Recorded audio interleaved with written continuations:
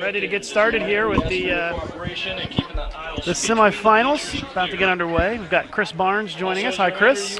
Hi, Lucas. Good afternoon. It's been an exciting day. We've had a lot of great bowling, and we expect a lot more in this round. We've got 4 semifinal matches for the right to make it on to the TV show, and we'll kind of run through each of the matches here. We've got Wright State versus Pikeville, and if Pikeville wins, they're on the show. If Pikeville loses, they bowl another match against Wright State. Same thing for Maryland Eastern Shore. They're bowling Wichita State, and if UMES wins, they're on the show. If not, there's another match. Robert Morris and Fresno State are the 2 undefeated teams on the men's side. Robert Morris taking on Weber, and Fresno taking on McKendree. And definitely on the men's side, I think both of those matches might be too close to call, if you might say, because they're both pretty talented. All 4 pretty talented teams. Our 2 featured matches are definitely the heavyweight matches. If these were for the national championship, I don't think anybody would think twice that they weren't 2 very deserving teams. Yeah, for sure. And the outlying matches aren't too shabby either. It's going to be interesting to see who emerges here and whether any of the undefeated teams can virtually close out the undefeated run in the bracket, which is pretty hard to do. Yeah, Fresno has definitely been the surprise on the guys' side here, coming in as not a terribly high seed, but have marched through and stepped up at every time they needed to get their matches. They got their hands full, though, with McKendree, for sure. Yeah, McKendree's been real tough, and our featured matches are Weber International and Robert Morris, Maryland Eastern Shore, and Wichita State. So those are the ones we'll kind of focus on, but we will, of course, give you updates periodically on the other matches and show you a key shot here or there on those. But I think that you're right. Both of our featured matches are the big matches in this round that very easily could have been for the national title had these teams been in separate sides of the bracket. Yeah, the seeds falling differently for sure. The UMES, Maryland Eastern Shore, and Wichita State matchup is a rematch from this morning. Yep. And Maryland Eastern Shore kind of handily beat Wichita State, 4-1. Lots of big scores by both teams. Wichita didn't bowl poorly. I think they only had 1 game under 200, but 210, 220 was not enough to win earlier today. Yeah, and Robert Morris and Weber bowled each other last night in the last round, and Robert Morris won 4-1 in that match to knock Weber, the defending champions, down into the losers portion of the bracket. But Weber's off to a quick start with a double. And Weber and Robert Morris, honestly, were the 2 best teams in their bracket, so I'm not surprised to see them be the final 2 bowling for that spot on the TV show. Yeah, Weber didn't bowl great in qualifying. They were only the number 10 seed, but hard to know how much of that really matters. You know, some of the teams might be kind of fishing out there during qualifying, so you can't read too much into the seed number after just 24 games. But definitely the teams that are on our featured pairs right now are 4 of the top teams in all of college bowling, without a doubt. And what was interesting this morning, Chris, I don't know if you were here, but Robert Morris actually at one point pulled Marshall Kent from the lineup. and they went with Matt Gasson in the anchor spot, and they ended up easily winning their match this morning, so you can't argue with the move. It speaks to the strength of the team that can pull the best player in the nation and still handily beat another quality team. Yeah, that was this morning's match against William Penn. Although it is hard for me to envision a spot where Marshall Kent is not one of the top 5 players. He was struggling a bit, but it ended up working out for him. So well, I'm not sure. So you can't second guess the results for sure. Yeah, we'll have to see if Marshall's bowling in the anchor spot in this one. All right, now Weber's the one off to the big start against Robert Morris. Weber with the front 3. They'll get pumped up early. There's a lot of emotion out there with Weber International. They don't really hold anything back, it seems like.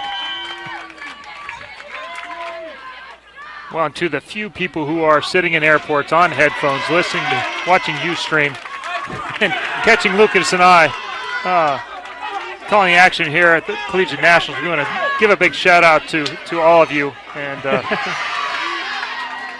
which may be just Tom Clark, I'm not sure, but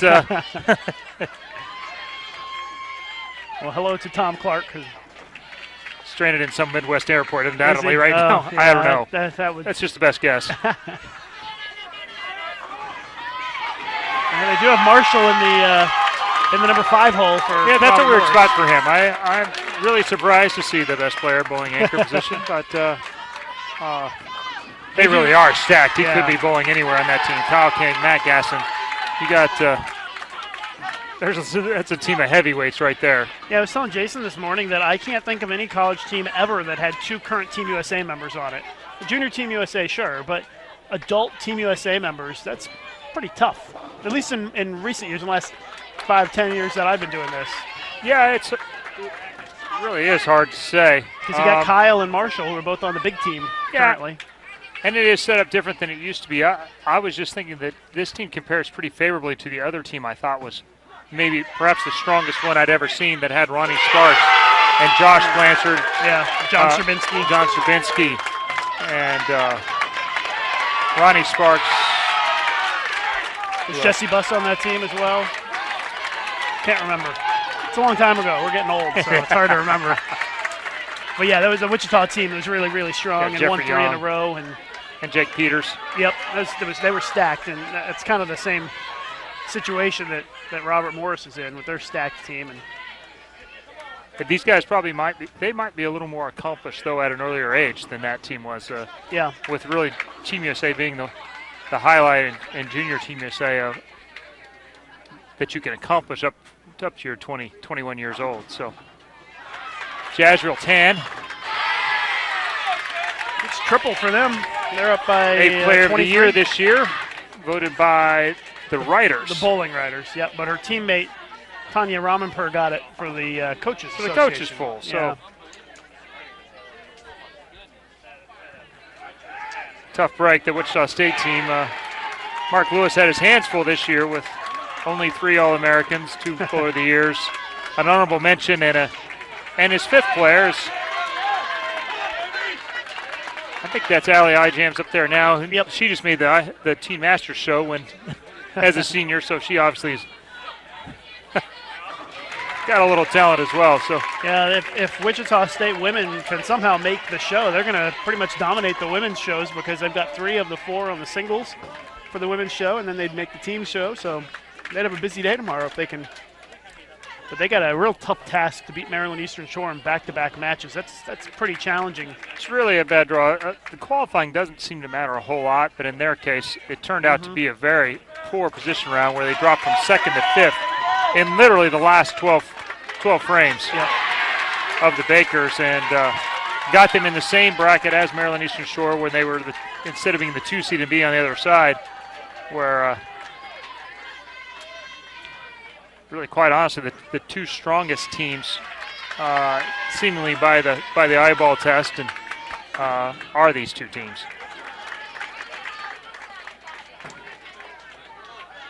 And I think Wright State might be a little bit of a surprise to have made it this far. They're ranked number 10 in the nation, but I think we talked to their coach Jeff Fleck after that last win, and he seems pretty excited. He said they're just kind of along for the ride right now and hoping to keep it going. They got to beat Pikeville twice in that other women's match.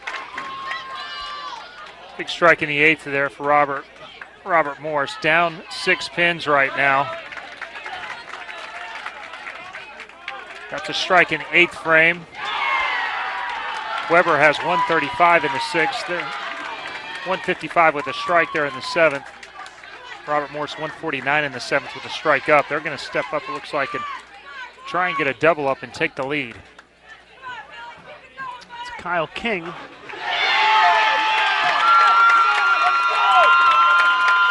And you can follow along with the live scoring on xbowling.com, our tournament sponsor, xbowling. Please download their tournament edition app. It's got live scoring right on your iPhone or Android device. Good strike there for Weber as they actually I'd say they're down 4 pins, with that double on the board by Robert Morris. Robert Morris can both teams strike out, though, Weber would win by 6. Yeah, potential scores 245 for Weber, 239. Marshall's struggling a little bit in those situations right now. That's an unusual thing for him. He leaves the 2-4-8 here in the 10th frame, and that count may have some significance there.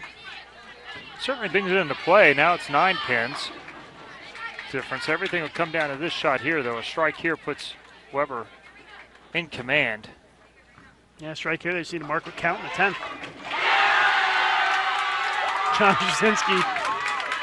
He liked that one. UMES, very good shot there. It looked like she was going to trip out the 4, and then the 4 did trip, but the 10 stood. Down 20, actually down 10 now to Wichita State. Wichita State is almost 3 frames ahead, though, in this match, something that's rarely ever said by a Wichita State team. Maryland Eastern Shore hasn't struck yet this game. It's not promising for them, considering that Wichita State's put a triple on the board and a double this game. And one player of the year, tossing it down to the other. Yeah.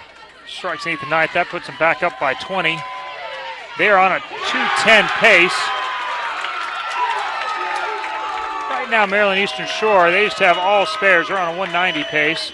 Filling frames, giving themselves a chance in a game where they really have not found the pocket yet. And Weber locked up the win with a strike there by Gary Faulkner. First shot in the 10th. Robert Morris shoots 215.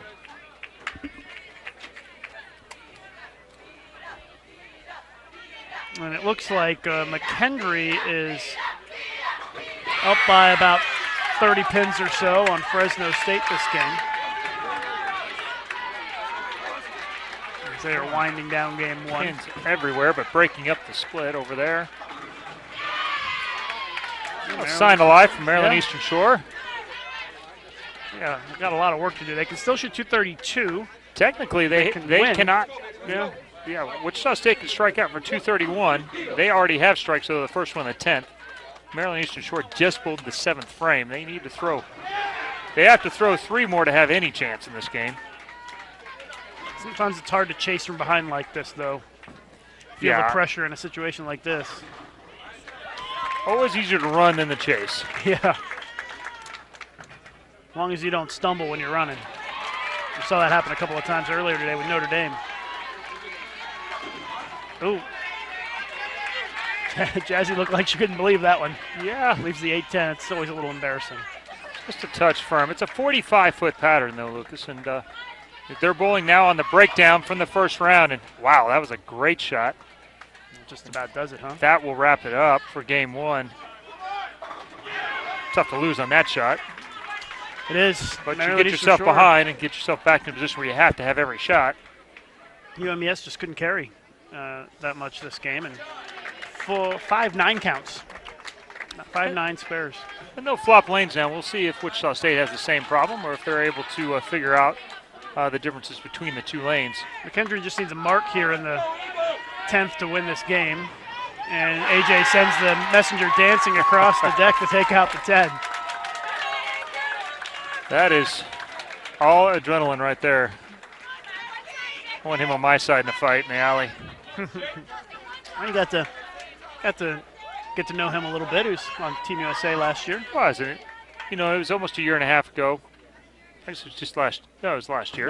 Last year. And, you know, obviously there's a ton of talent there. And, and he's improved over the last year pretty significantly. Lots of raw talent. And then as he keeps refining it, he's going to become even more and more dangerous because he's able to beat people now with really beating you with aggression and adrenaline and emotion. And the struggles for him are going to be keeping even and be able to keep that same level, finding a place where he can play for long stretches of time at the energy level.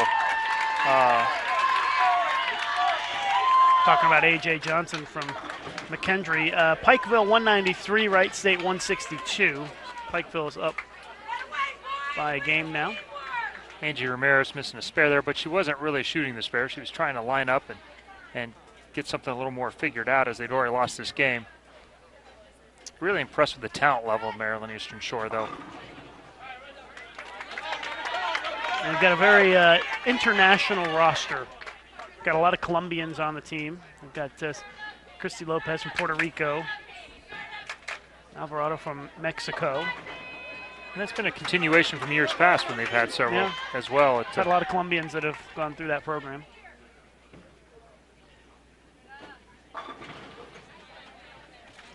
So just kind of going through the motions here, closing out this game. 2:17 for Wichita State. Looks like Maryland Eastern Shore, if they go for the 10-pin here, will be in the 170s. They may not even go for it. A little bit ironic, the Colombians are all at Maryland Eastern Shore. The first of the Colombians were Sarah Vargas and Clara Guerrero, which went to Wichita State. And Rocio Restrepo as well. That's right. That's right. Absolutely. How could I forget Rocio? You can't forget Rocio. No. It's a firecracker. Well, and her frames were undoubtedly the longest in collegiate bowling. She's going to get mad at us. I think Angie might be a little slower than Rocio. No. Angie's pretty slow. Yeah, but no.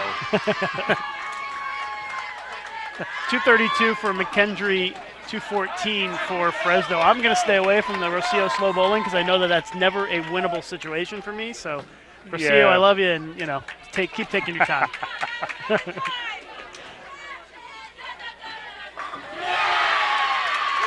Weber down 11. Well, one of the things I would be in favor for, what it is, would be a shot clock. Because everyone that's bowling in this tournament here has a chance to make a living bowling. Sure. And if you're going to make a living bowling, at some point you're going to have a 25-second shot clock. Yeah. So there is no reason to get yourself trained to take 35, 45 seconds to throw a shot, because at some point in your life, when it matters, you're going to have to take a lot less time than that. It's not as big of a problem here at this event as it is at NCAA events. I see it very, very slow play in NCAA events, but yeah, college bowling could use some kind of a shot clock, but it's hard to enforce a shot clock when you've got this many people bowling, and the officials can't even see them on the approach. Well, it actually is not. From the time you're up, there's not really any reason for it to take longer than 30 seconds for you to release the ball. Yeah. And when you're up, that means when the player on your pair comes off, and the player, if you're giving two-lane courtesy, whatever it is, that has actually started their approach. And it only comes up for players who are habitually, very slow. And still a 10-pin lead for Robert Morris as we're in the fourth frame of game 2.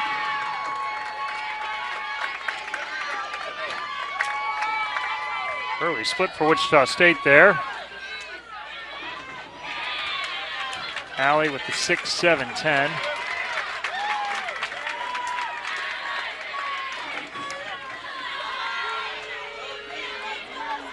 Maryland Eastern Shore really just hasn't been able to put many strikes on the board. It's not going to bode well for them against Wichita State if they can't find a way to start stringing some strikes. No, because on this long pattern, and UMES has plenty of hand. I think one of the things I noticed here is with that long pattern, one of the keys is always speed control.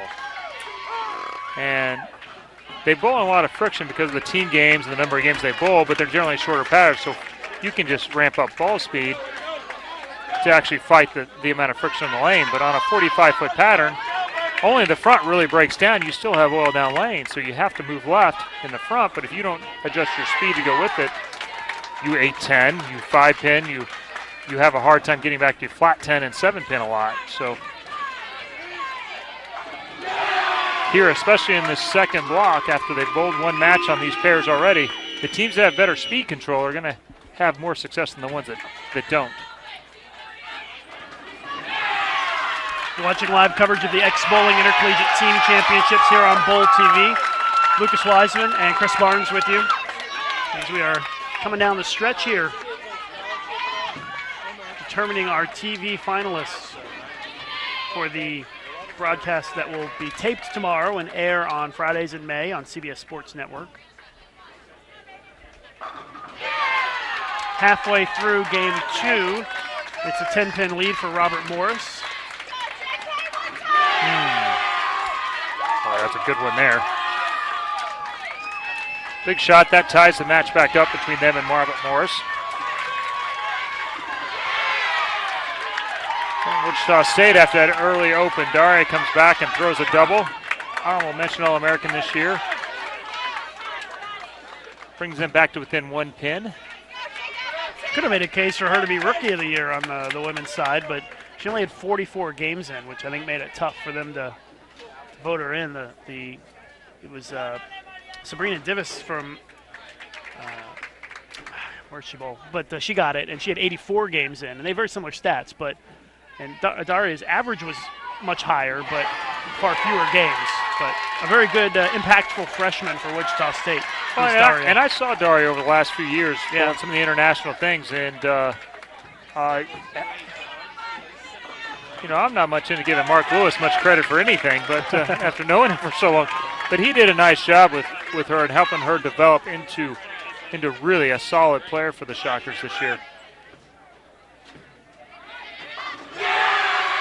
Big shot for Christus. Well, and just that quickly, Weber takes the lead in this game. 10-pin lead now over Robert Morris. It's another international player that has come and really taken his game to the next level. Christos Sarajevis from Lithuania. Yeah, we've caught him the last couple of years here on the television show and at the national finals, and every year he has gotten better and better. Gone from a raw talent to someone who's become a key component of a national championship caliber team. Cameron Weir with a strike for RMU as Weber has taken the lead in that match by what, 10 pins or so? Wherever you're right, you might have seen that bird dog. That was A.J. Johnson once again. Throwing a four-bagger to go up by 30 now in their second game. Jazreel Tan coming back from Tanya's split. UMES just kind of continuing to fill frames and hang around. This game, Wichita has given them some openings with a couple of splits. Back to the strikes really quick. Angie Ramirez with a strike there in the fourth. That will put them up by 17 pins through 4 frames. Chance to go up 27 as they have not bowled the 5th frame yet, and Wichita State has. I don't know that did Maryland Eastern Shore have a double last game? I don't think they did. No, they didn't. By the time they had a chance to, it was too late. That's ringing 10 in the 8th was their really first great back-to-back shots and didn't come into one at that end of the game, so it was lineup shots from there on. And Wright State getting run over this game. Just getting beat up. Pikeville's put together 84 in the 5th, has thrown the next 5 strikes in a row to lock up game 2 now. And the way that's going, Pikeville could be the first one to punch their ticket to the show because they're in the winners portion of the bracket. They're undefeated, so if they win this match, they're on the show. Pikeville, a traditionally strong team in college bowling, especially on the women's side. Yeah, they certainly have been. Last, 10 years now, it seems like they are in or around the show every year. So. Yeah. However, well, they're up by 8. Keith Crumbler there. 9th frame, Weber up by 8. He's bowling for Robert Morris now. Hard to tell from our vantage point, too. Yeah, Matt Gasson up for Robert Morris. Oh, there you go, of course. It looks like they switched their lineup around again because Matt's now bowling in the 4th slot, and that's where Kyle King was bowling. Kyle King, saw a lot of the JBT members down from the Arizona, Las Vegas, California zone. Zakatori, Kyle King. See Ronnie Fujita later on. Several of these guys I got to see at Mark Baker's bowling camp out in Las Vegas, where it's been fun to watch them as teenagers come up through there, and now later Team USA and Junior Team USA, and now bowling for collegiate championships.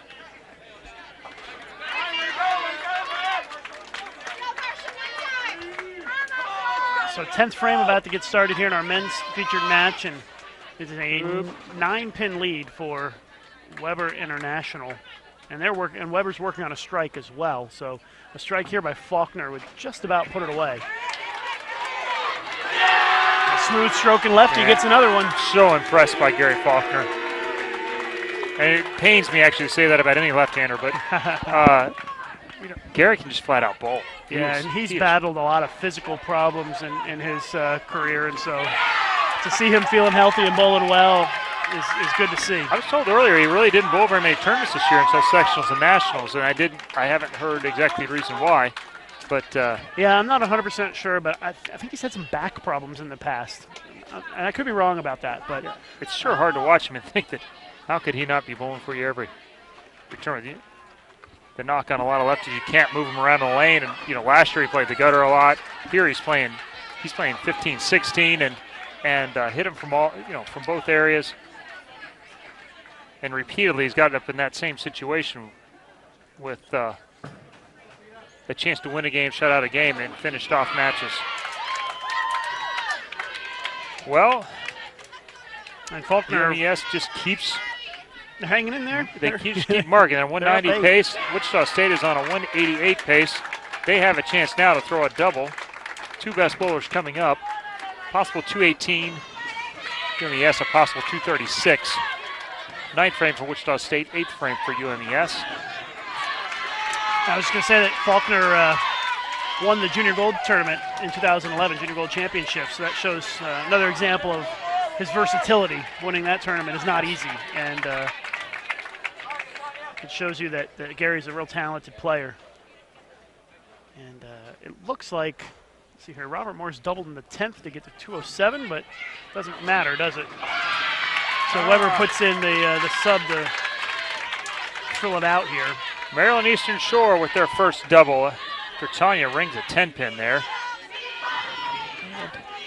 So it looks like that puts one them in might the get driver's seat for game 2. Yeah. And McKendree is going to win game 2 against Fresno, go up 2-0 in that match.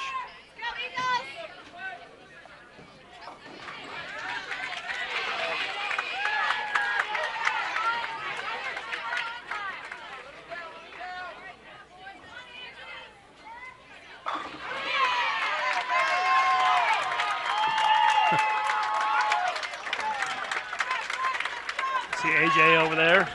Yeah, he's got the free wheel going a little bit right now. They're going to shoot 250 or 260 now in the second game. Feeling pretty good.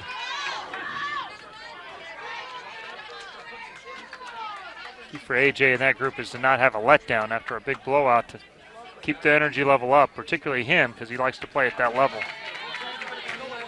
Energy level comes down, he grabs that, it gets a little slow, and this ball starts hooking high. On that shot there by A.J. Ramirez is going to wrap up game 2. 236. There's still a very, very small chance, I guess, if Jazrell were to strike out. Yeah, 4-count split. Yeah, I mean, it'd have to be a 5-count split would be about the only thing, but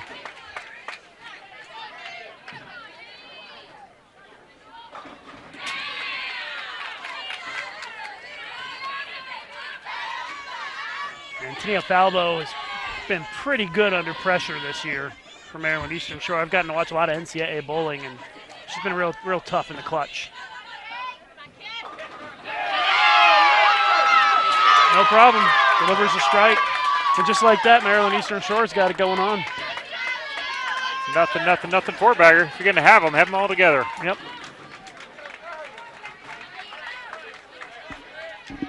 203 for Fresno State. And McKendree still finishing out their last shot, shooting 252. So McKendree's up 2-0 and Weber's up 2-0 in our men's matches, and those are the two matches where those are the two teams that were in the losers portion and have to win this match to extend it. So I have a feeling we're going to see some bonus polling this evening. Yeah, almost always happens.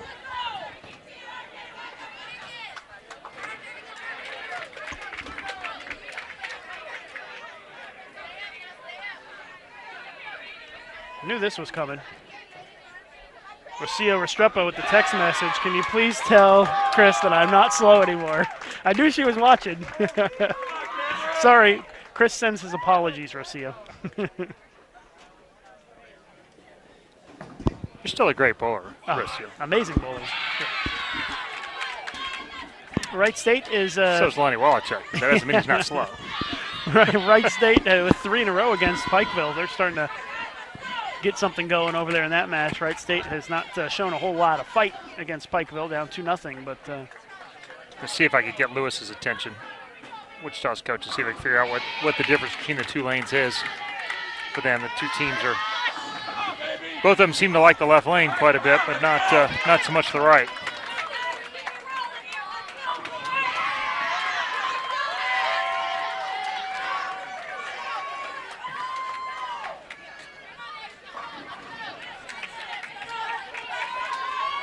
Look at Wright State. Wright State up by about 40 pins this game on Pikeville.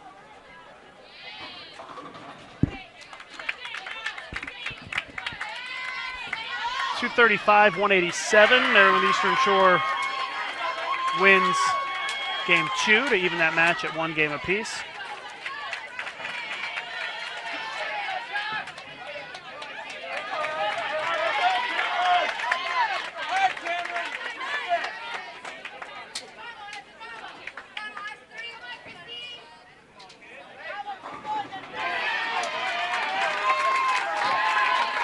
As it stands now, Pikeville women are up 2-0 over Wright State. Wichita State, UMES at 1-1. Weber International and Robert Morris also at 1-1. Nope, 2-0 for Weber. Oh, I'm sorry, yes. Yep. 2-0 for Weber. And McKendree Cal State is 2-0 for McKendree. Now Pikeville's strung 3 strikes together in a row just like that. They are pulled to within about 10 or 20 of Wright State this game. Kyle King with a split, 6-7-10.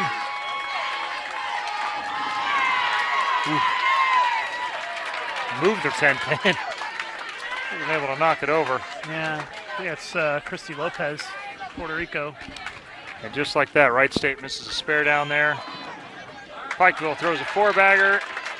And we are just about all tied up in that game. Pikeville up 2. 2 frames to go. Critical game, though. You can't afford to go down 2-0 in this best-of-7 format. 3-0 in this best-of-7 format. It's just too hard to win 4 games in a row. Yeah. And now they go up by 12. 9 splits will kill you in this thing. Yeah, can't miss those single pins. No. Momentum shifts so quickly. And Wright State just left a split, so we'll give you the final on that one. But it looks like Pikeville's going to win game 3 and go up 3-0. So Weber clean through 4 frames, 59 in the third on a spare in the fourth. Robert Morris with a split in the third has 46, who's bowling the fourth right now. Matt Gasson up. Now McKendree continuing to roll over Fresno State. McKendree at the front 3 and Fresno open to start this game. So that one could be a quick finish at this rate. Down 2-0, that's certainly not the way you want to get started. They do have the luxury of knowing they have another match left. Exactly. I don't think this one doesn't work out. Yeah. But of course, these undefeated teams would prefer to just be done with it, go to dinner, and relax the rest of the evening. Weber with a strike in the 5th. They lead by 13. Mr. Faulkner's a bad man.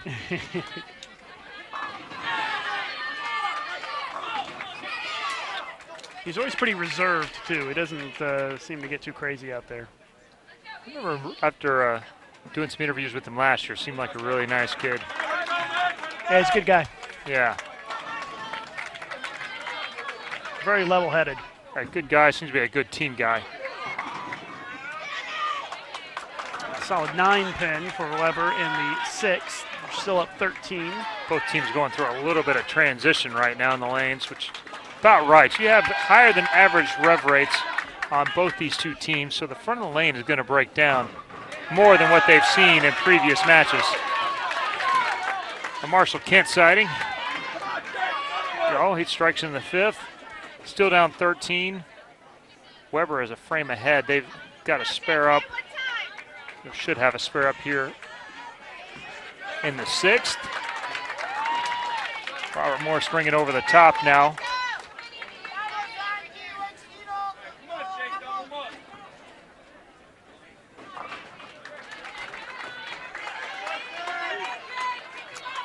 Pikeville finished at 236. Wright State looks to be at 214 with a strike on the fill. A great finish by them after 2 early splits. They did make one of them, though. Yeah. Who's that for Robert Morris now? It's Jacob Kent, it looks like. Yep. Oh. Confused me. He had too much hair. He pulls them to within 3 after 6 frames. It's quite a program they put together there. Pretty impressive. A bunch of great bowlers. You got Gasson King, Marshall Kent, Jacob Kent. You have Doug Kent as a resource for your team. Cameron Weir, who's about to step up on the approach, is a good player as well. Yeah, obviously. Dominic Cartapillo is a Junior Team USA member. He's not even in the lineup right now. Huh. So he gets a pretty strong team when you got Junior Team USA members not even on the lineup. Jazzy with a double for the Shockers. They're up 10 now. Yeah, you can see the lane getting tighter down lane. They're having to move a little bit left to get away from the friction in the front. Going to have to be able to control their speed, though, to get the ball back through the pins. Yeah, that's your other bowler, quote unquote. That's all. That's a whole lot of game right there for the guy bowling the 2-hole. And now Robert Morris has taken the lead by 7, and they just turned on the TV lights. Turned on off to the right. Hopefully it doesn't distract anybody.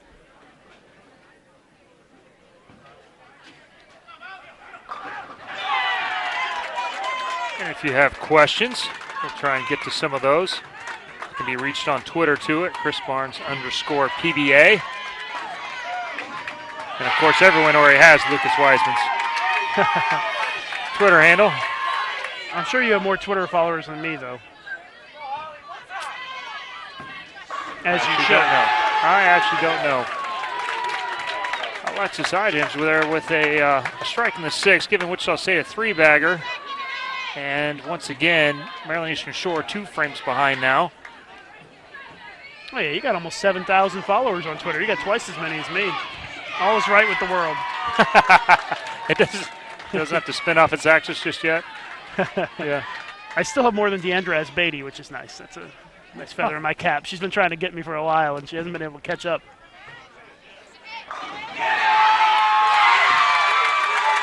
Wichita State's got it going now, 4 in a row.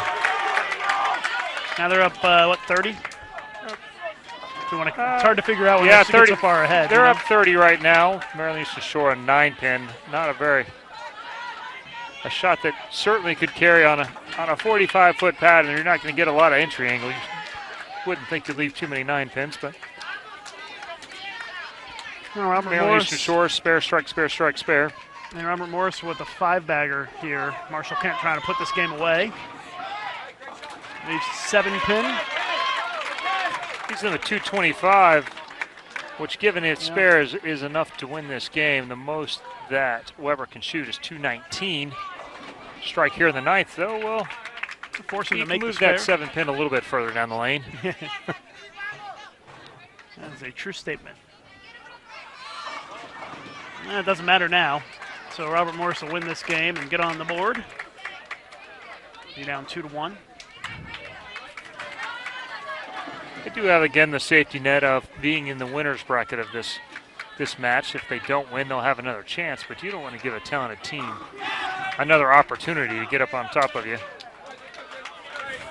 Yeah, you definitely don't want to have to bowl another match.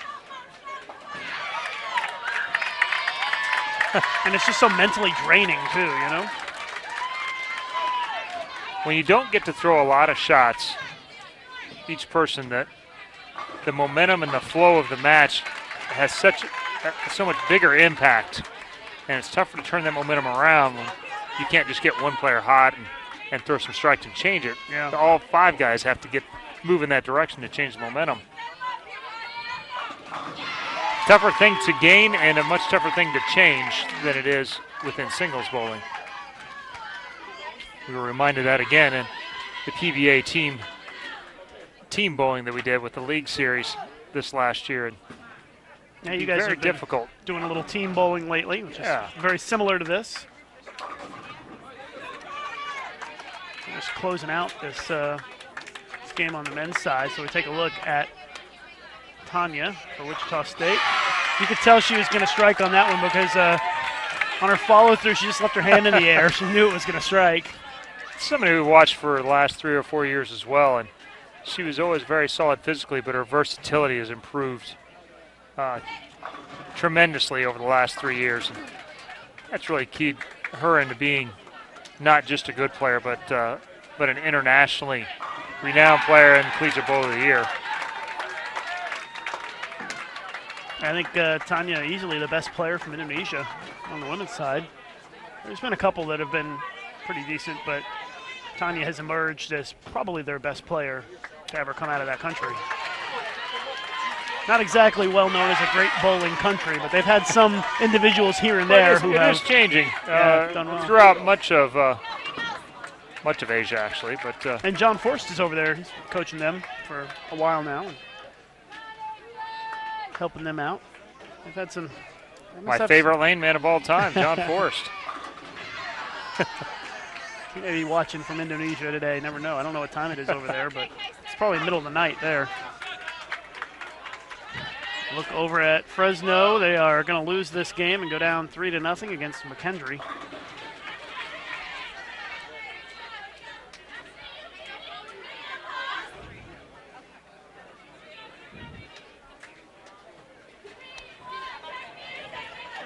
That will wrap up game 3 for Wichita State. They'll go up 2-1.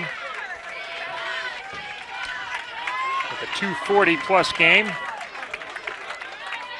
UMES can strike out for 2-team here in about 10 minutes or so when they get the last 2 frames done. Yeah. And despite a little bit of a slowdown at the end in game 3 for McKendree, they're going to win game 3 as well.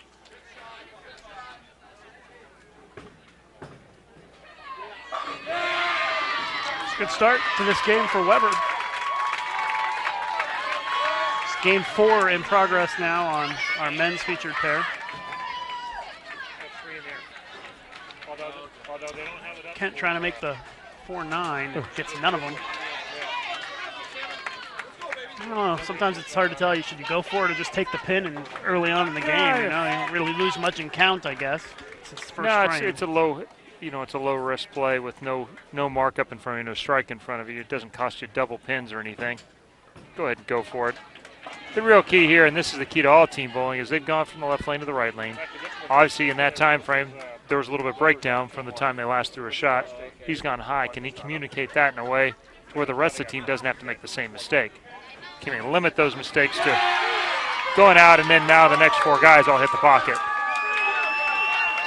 And that's an area where coaches come into play too, where they watch that ball roll and ball reaction, and they see that stuff and can say, "Hey guys, you know, hey, we all need to move one. Let's make a 2-1 left or 1-1, like 2-1, something, and move in there."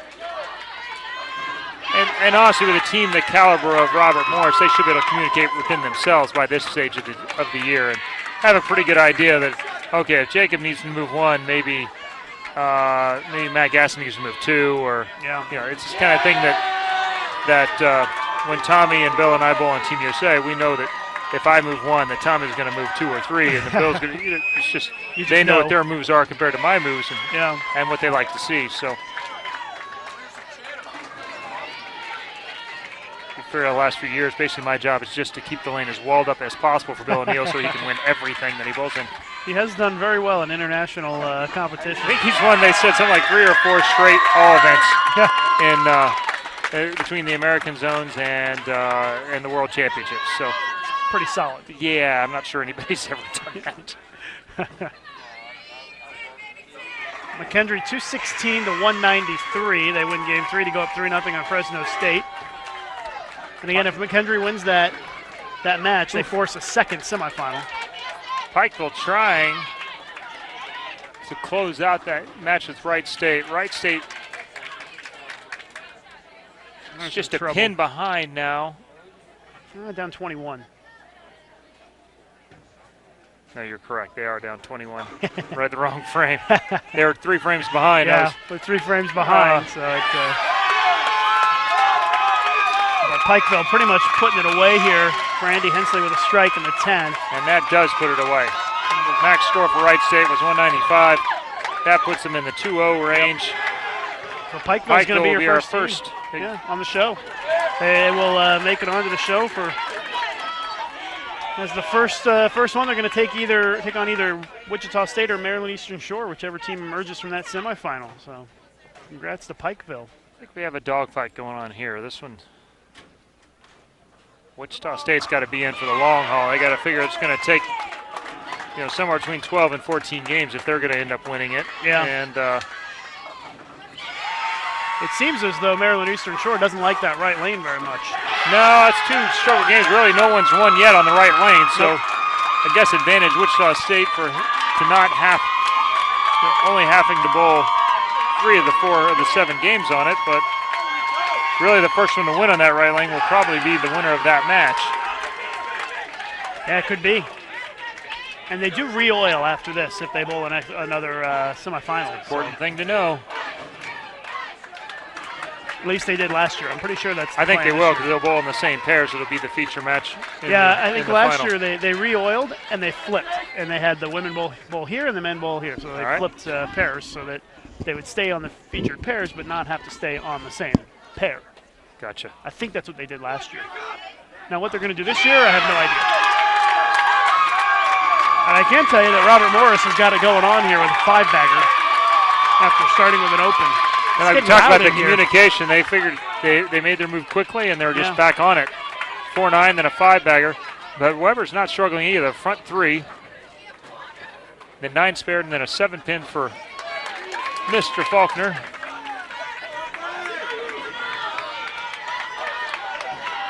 Fresno not going down without a fight, though. They started off with an early double. Cal State.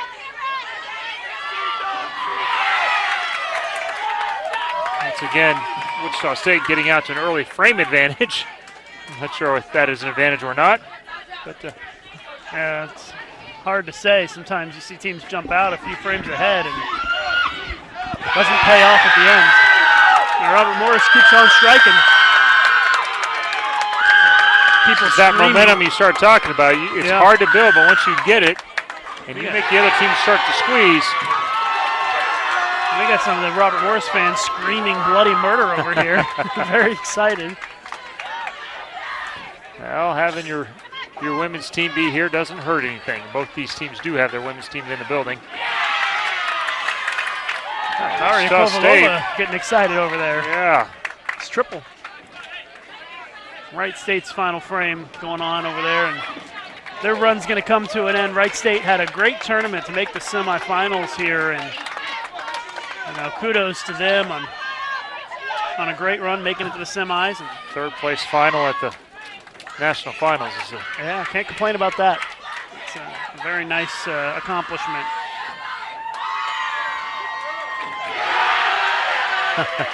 Well, that's the way you stop momentum from building too much right there.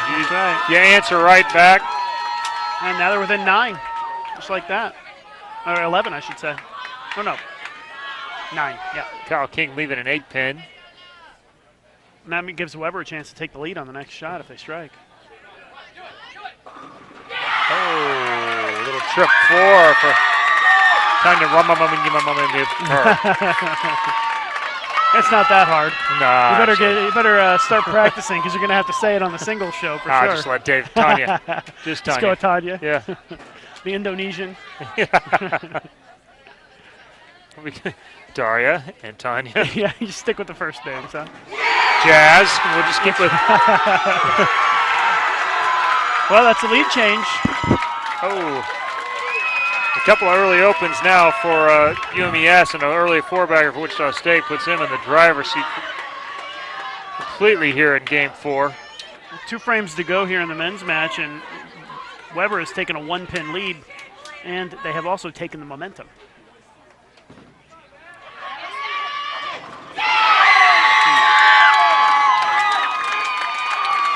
Gasson with a strike in the 9th for Robert Morris. Over yet, possible 257. for Robert Morris, possible 268 for Weber. It's a big shot here for Weber. They can go up 11 going into the 10th. And 7-pin does not cooperate. Just a little bit firm there. Didn't quite get turned back and face up the head pin.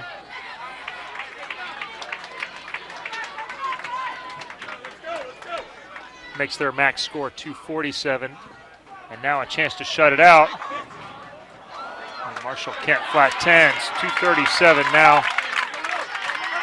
That is the exact pace that Weber is on. Yeah, we have the potential of a tie, right? We have the possibility of a tie. Very well could. We don't like ties, though, because I don't like those pesky half points.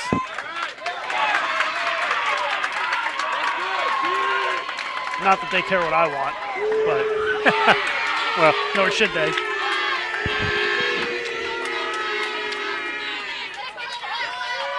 Well, we'll know pretty quick if we're going to have a tie or not, because if Weber doesn't strike on the first ball in the 10th, the possibility of a tie gets a little smaller. Well, not really.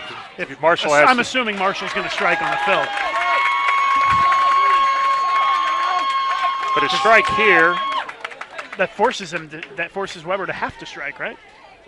A strike here would force, yeah, Weber to strike. But Gary Faulkner's going to go up first. So if I think it's 9 here. Marshall would have a chance to strike to win. Yeah. See what Gary does here. First shot in the 10th. He liked it. Oh. Brutal. Messenger came across the deck behind to the 7-pin. Now Marshall Kent needs a strike for the shutout by a pin. To be honest, you normally don't see messengers go behind the 10 like that when you're playing on such a deep pattern. It's hard to get enough angle to push the head pin back that far. Yeah, you got it pushed back right behind that 7-pin. It's time it goes in front of anything. It's pretty brutal. Yeah, I thought for sure when I saw it coming across he was going to get it. All right, strike to win. 9. You have a possibility of a tie. Yeah, you give Marshall Kent a chance to strike to win, and 9 times out of 10, he's probably going to do it. To be honest, he probably needs a couple of shots in that very situation right now. He's had, shots in that situation kind of ebb and flow a little bit. You go through stretches where you throw it great in that situation. You throw some where you kind of struggle. He had a chance to be the top seed. Did not strike. He ended up the number 2 seed going into today. He's had a couple of chances today that one to shoot 300 yesterday, and he got that one left. The one he missed at the end was right. Flat 10 earlier. He went light in another shot. So this is good for him to get up in that situation because he's gonna make great shots. He's a shot maker. He's the best shot maker in the collegiate game. Yep. And most players at this age to differentiate enough to be the best player have to do it based off rev rate and their ability to throw more strikes than everyone else. He's doing it without having the highest rev rate. He's doing it on shot making and his ability to be versatile. And it's a rare combination at this stage to be that much better and not be just the most powerful player. Well, Robert Morris wins that 4th game 237 to 225, and they even the match at 2 games apiece. All right, tough spare there, Wichita State. They are up by 18 right now. UMES throwing some strikes now after a couple early opens and made this a dogfight. 2 doubles with a 9 count in the middle. Yeah, and UMES has their 2 best players coming up 9th and 10th, so they got a chance to come back and steal this one. They'll have a chance to cut it down to 8 with a strike in the 9th. Meanwhile, McKendree's continuing to beat on Fresno a little bit here, and they're going to win that match 4-0. Just feel like Robert Morris has got all the momentum right now in the men's match. Weber fought back, did a great job of fighting back. It really comes down to, as crazy as it is, basically a scout 7-pin has changed the whole complexion of this match from Weber being up 3-1 and in complete control of this match to 2-2 and looking upwards. UMES with a big strike in the ninth. Cut it to 8 pins, and now a shot that goes high. Cuts the lead to 6. And Tania have a chance to step up, strike out for 223, although Wichita State can't be shut out because they can get to 229. Kyle King. Anytime a player starts going right like that and putting their hand in the air, you know there's a pretty high chance they're going to strike, right? The only thing that's more certain than that is if they back straight back. If they start walking straight back, they've dead posted the shot up, and they love it. It's an early 30-pin lead for Robert shot. Morris. Leaned on it. Gets that 10 to fall backwards. It's a 2-team pace, and that actually puts them in the lead in this match for the first time all game. The game that looked dead, they were down 54 after 3 frames with 2 early opens. Wichita State had a 4-9 in there, and they stayed clean, but a double, 9 spare 4-bagger for UMES.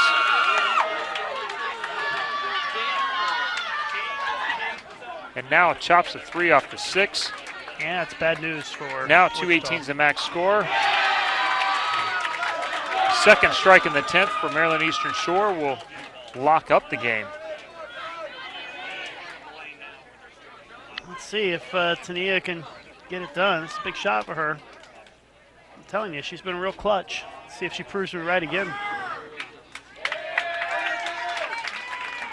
Strike to win the game. Oh, little love tap on the 10 again. I'm telling you, she puts it in the pocket a lot when it's a clutch situation.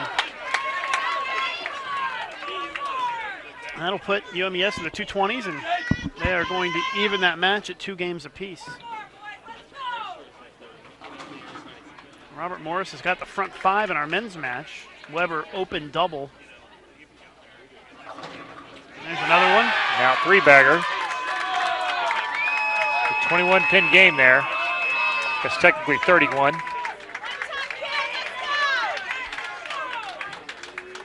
Tania closing it out. The strike. They throw the back 6 for 223. Yeah, and 8 of the last 9. Really took a game that was dead in the water and even this thing back up at 2 apiece. And Maryland Eastern Shore really needed to win that game on the left lane because the right lane's been getting them some problems. So if they hadn't won that game, that'd have been in big trouble. Wichita State let one get away from them there. Big early lead. Not a huge falter of their own. The 4-9 is, that's a pretty close shot. And the one missed spare, but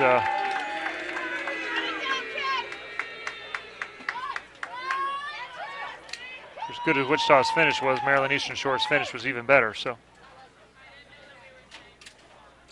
McKendree is officially shut out Fresno State 4-0, 224-196, so they're going to bowl another match. And they will wait, I presume, until these matches are done because they're going to rerun the lanes. So we will have some bonus bowling for you coming up. I'd imagine they would. Will the finals be on these 2 pairs? Yes. And if there's 3 teams? They'll use one of the outlying pairs. But I don't think they'll put a match on the same pair again. So whether they have to flip the men and the women, or we'll have to see what they decide to do. Well, it's the front 5, yeah. A couple of flat 10s now. Still a 20-pin lead for Robert Morris.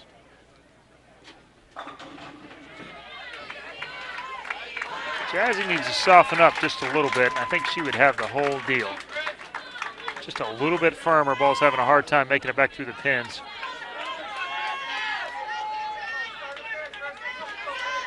Tanya, too, can stand to make just a couple more move left and get softer would help her carry as well.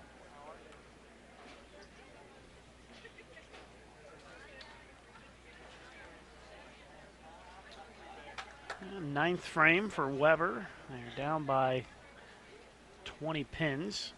This match tied at 2 games apiece. Great shot by Christus.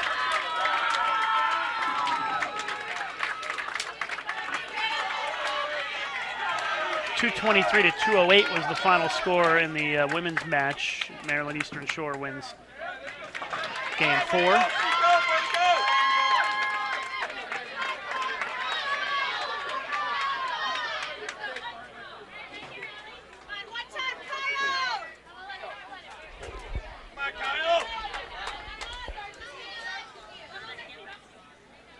Big shot here for Weber. Pulled it within 10. Shreds the rack. It's now a 10-pin match. Robert Morris still in the lead, but Weber coming on strong here down the stretch.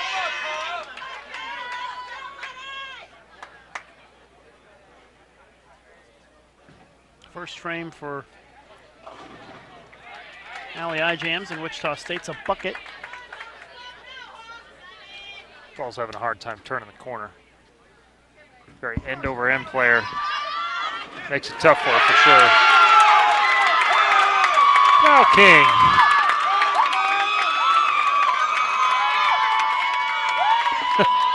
He can bowl. He'll be at Team USA camp this summer. Yep. He made the team at the Team USA trials this past January. Along with Marshall Kent.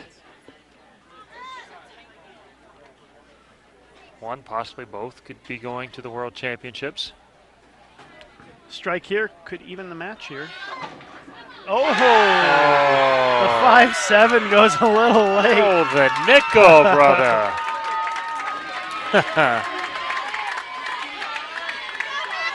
That 5 and 7 were dancing around a little bit at the end of that shot. Much dancing, just got paralyzed. Yeah, just kind of fell over. Fell over, yeah. Stumbling around like a drunk uncle. Drunk uncle. Well, as good as that break was, it's still.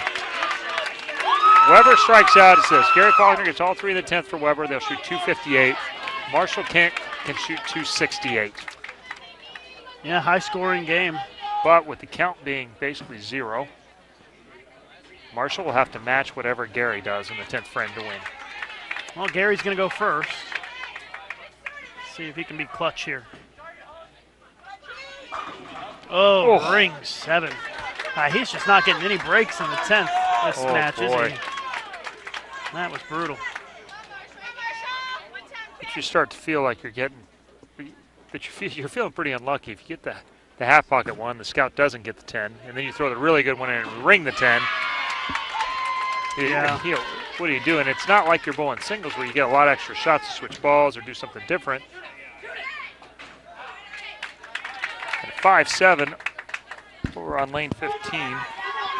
Wichita State. That's a winner, huh? That's all she wrote. Needed a mark there in the 10th frame, and I think this is the thing that Marshall Kent needed. He needed to get out of his mind a couple of those other shots. It's something he's not used to not striking in those situations. And for them to win and to win tomorrow, he's probably going to have to throw a shot like that in that situation. So there's 2 big ones in a row where he got to step up and put the hammer down on him and get his confidence back where it belongs.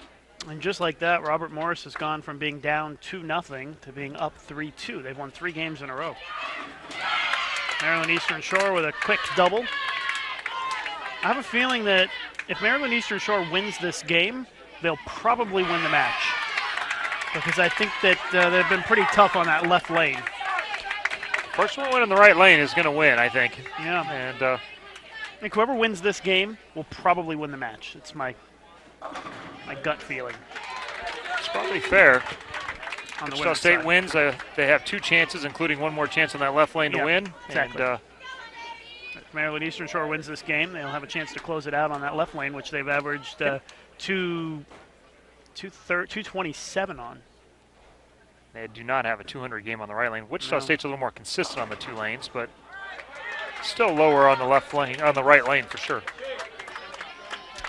257, 237, the final. Robert Morris over Weber. It's been a pretty high-scoring match. Robert Morris has been over 200 every game, and Weber has been as well. That one middle game, they were 195, so it's a low game in that match, 195. It's a pretty high-scoring match. Angie Ramirez with a Big strike for a three-bagger to take a pretty good-sized lead on Wichita now. 33 pins. Tanya comes back, throws a double there to cut it back to 23. Both teams in the through 4 frames. Big difference being the 5-7 in the second frame. Giving them an open. So 23-pin Maryland lead. Deandra Beatty cheering on Robert Morris University at the Collegiate Nationals from Australia. And I will not promote her Twitter feed because I don't want her to pass me. Sorry, Deandra, but hello. Jazz stepping up. That cuts it to 13.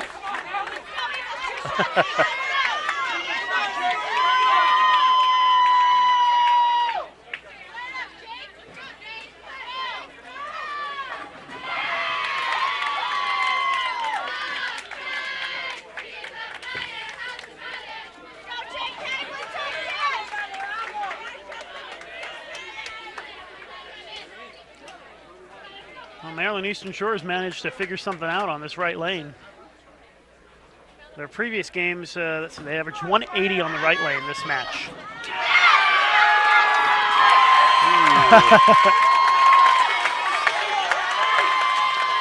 Allie having a little fun with that one.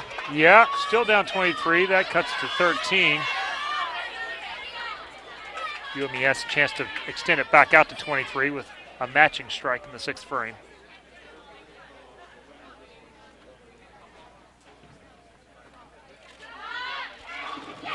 Oh, that's perfect. Yeah, Valentina with a strike in the 6th. That's just 5 in a row. absolutely perfect shot.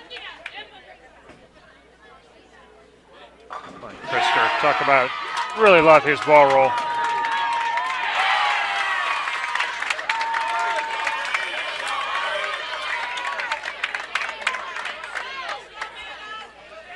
It's turned into a strike fest in the women's match. Wichita with 5 in a row, and Maryland Eastern Shore also 5 in a row. Like you said, striking this right lane's been hard, and wow, must be getting a little better. She was begging for that one to hold, and of course you get 8 or 9 girls playing the same part of the lane, and lanes are going to get a little bit better.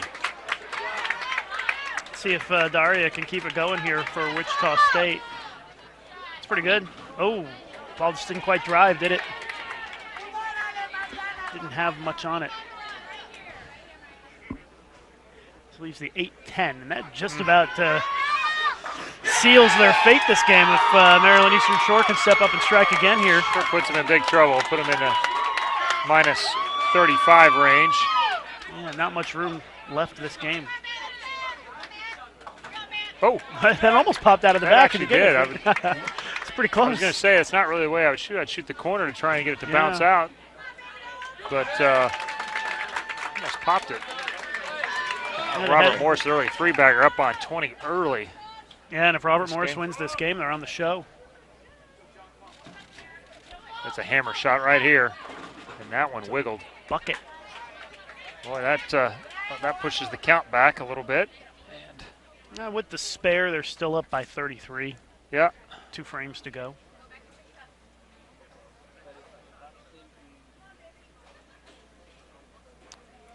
Usual bit of silence in this building. Robert Morris starting to feel it here. And if you're Weber International, you're going to starting to be a little sweat, under the armpits too much room for air now. Yeah, you're in some trouble at this rate. Down Tanya. 30. It's a good shot. There's a really good one. Still can shoot 233. Really important spare here. I would normally hook at this because it is a double wood spare. She's going to hook it. She is also. Oh, and the 2 is a killer there on count. That actually knocks it back to 19 or 20. 19. Yeah, 19 pin lead, which now if Jazz throws 2 strikes in the 10th, you have to throw a double somewhere in the 9th and 10th to get this game back. And Jazz is going to step up here. I like this play. You have to double anyway to have a chance. So get up there and make them. Let them know that they have to make the shots. There's Jazriel Tan, 10th frame, game 5. Got to hurry. Oh, through the face. got away from her. Super quick. Leaves the 3-pin and just about locks up the win for Maryland Eastern Shore, I think. Because you're looking at 213 max for Wichita State. One mark in 2 frames. Yeah, she's going to mark, even I can do that. 1 mark in 2 frames? Come on now. I don't know if I do the lanes. Yeah, I believe it. I've seen some of those patterns of the ITRC. I'm not sure I can mark once in 2 frames. So that's true. Well, that one's pretty good. Yep, and so Maryland Eastern Shore will go up 3-2, and they will move over to what has been their good lane for game 6. Gary Faulkner, 5th frame. Finally got one. Yeah, but here's the problem for Weber. They have not doubled this game. They're down 30. They're in some trouble. And they haven't missed the pocket yet. Yeah. It's been a tough go here for Weber, and Robert Morris is really bowling well and has momentum on their side, and sometimes that can be a pretty strong thing. It's a very difficult thing when you're bowling Baker on a long, thin pattern like this, because there's going to be moves, especially with as much rev rate as there is between these 2 teams, is keeping your feel, keeping ahead of the moves, and making whatever changes you might have to make. Jazz is struggling. 210 for Wichita State. Ball checked really early on both shots there. It'd be interesting to see if Maryland Eastern Shore starts seeing that same spot in the front of the lane. Yeah. Because all of a sudden the right lane doesn't look so bad anymore. We'll find out pretty quick once they move over. It's definitely tighter though. Sometimes in these matches the lanes can flip and the easy lane can become the hard lane. It's one of the suggestions I've heard that I really like, actually, is the higher seed. Not only they didn't care if they get to pick the starting lane at the beginning of the match, but they get to pick the starting lane for Game 7. Yeah, they do that at NCAA bowling. The top seed gets it to actually pick makes a Game lot of 7. sense, because the starting lane in Game 1, most of the time you don't even know at that point which lane's even better. So you're just purely making a guess. You can almost be assigned lanes, and the higher seed just gets to pick. Yeah, it makes sense. Maybe the starting lane, either Game 7 or in the first elimination game, they get to pick the starting lane. Yeah. Yeah. So if at any point they're up for elimination, the first time their opponent gets to Game 3 wins, they would get to pick their starting lane, and that would be an advantage. Well, now a 3-bagger by Weber. Yeah, they're back in it here. They can pull to within 19 if they strike here. Well, they actually are pull to 19, within 9. Yeah, 9. Pull to within 9. And a double, get the lead. Pretty good shot there by Kyle King, leaving a ripping 10. See, they've moved way in now. He's sliding in the left gutter cap.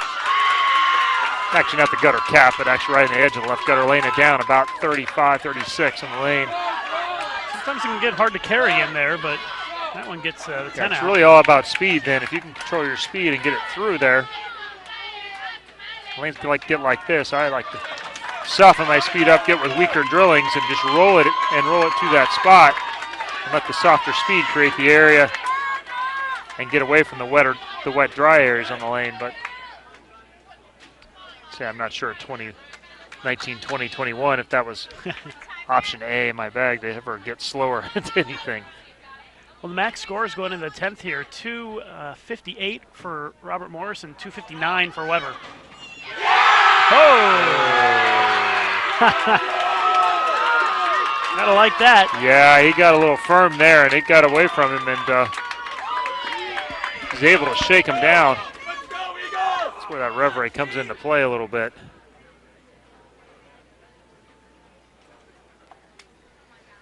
Big shot, Matt Gasson. Keep the pressure on. They trail by 1. Oh, he just shreds the rack, sends the head pin dancing across the deck.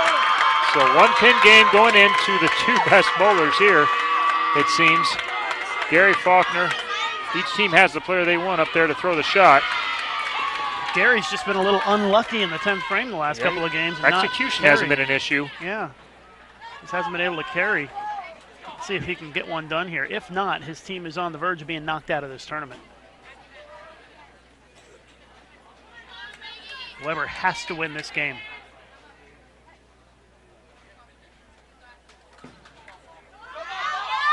He made the shot.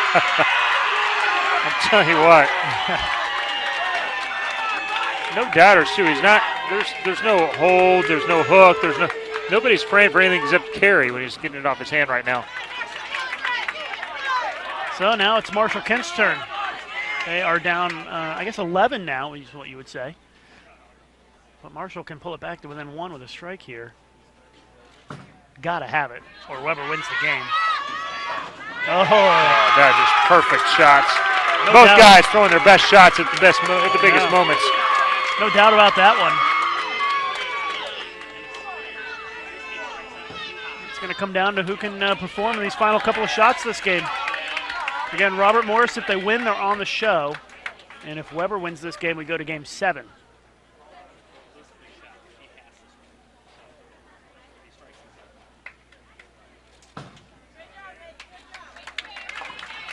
Gary Faulkner. His team up by 1 pin, second shot in the 10th. Must-win game. That's got to go. Oh, and he misses the head pin left. That's huge. The count there is massive. He gets 9. Had he gotten 6 there, they would have been virtually done. 9 there makes Marshall have to strike on this shot now. If he does not strike, they'll shoot 247. Yeah. 9 spared. He's not going to miss the head pin on the spare, so yeah, you can pencil in, you can pen in 248 there. This is strike to win. Yeah, a strike to make the show right here. Marshall Kent. There it is. And Robert Morris is on the show as they celebrate at the foul line. And they win this match. A tough match against Weber International, and the defending champs are going to be sent home short of the show. Side note there, UMES not really aware of the situation there, was going up right as Marshall was bowling and everyone went to cheer. Yeah, and they left a split, huh? And as the team rushed out on the lanes, it definitely caught her attention. Yeah, you have to be aware of your surroundings in a situation like this. 257 to 248. That was a great match. A lot of very high scores. And it's it's Robert Morris that wins 4-2. And they were down 2-0 in that match and come storming all the way back to win the next 4. Excuse me. Open frame for Maryland Eastern Shore in the 3rd. So they fall behind by 11 this game. We're in game 6. Eastern Shore leading 3-2. And it's probably time for me to go start talking to some teams. Yeah, you've got half your field set for the... yeah, they're going to want to get out of here soon, so I'm going to have to do some of that. So well, thanks for sitting in, turn Chris. it over to my esteemed colleague and boss, Mr. Overstreet. No, I wasn't talking about you, Chad.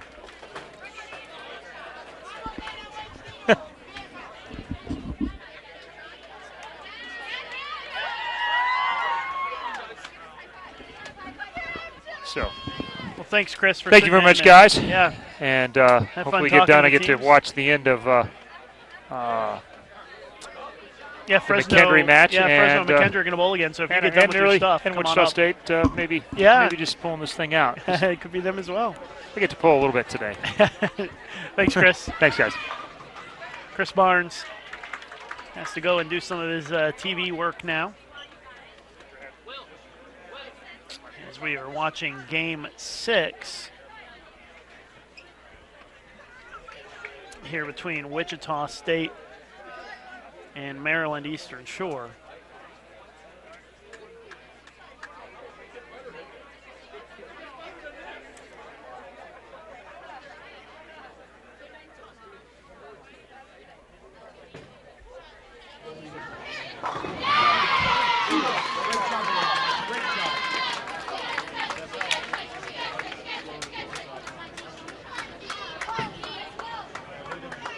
Jazzy with the spare in the 5th. Wichita State still up 11. But Maryland Eastern Shore a chance to cut that to 1 with a strike here in the 5th frame for a double.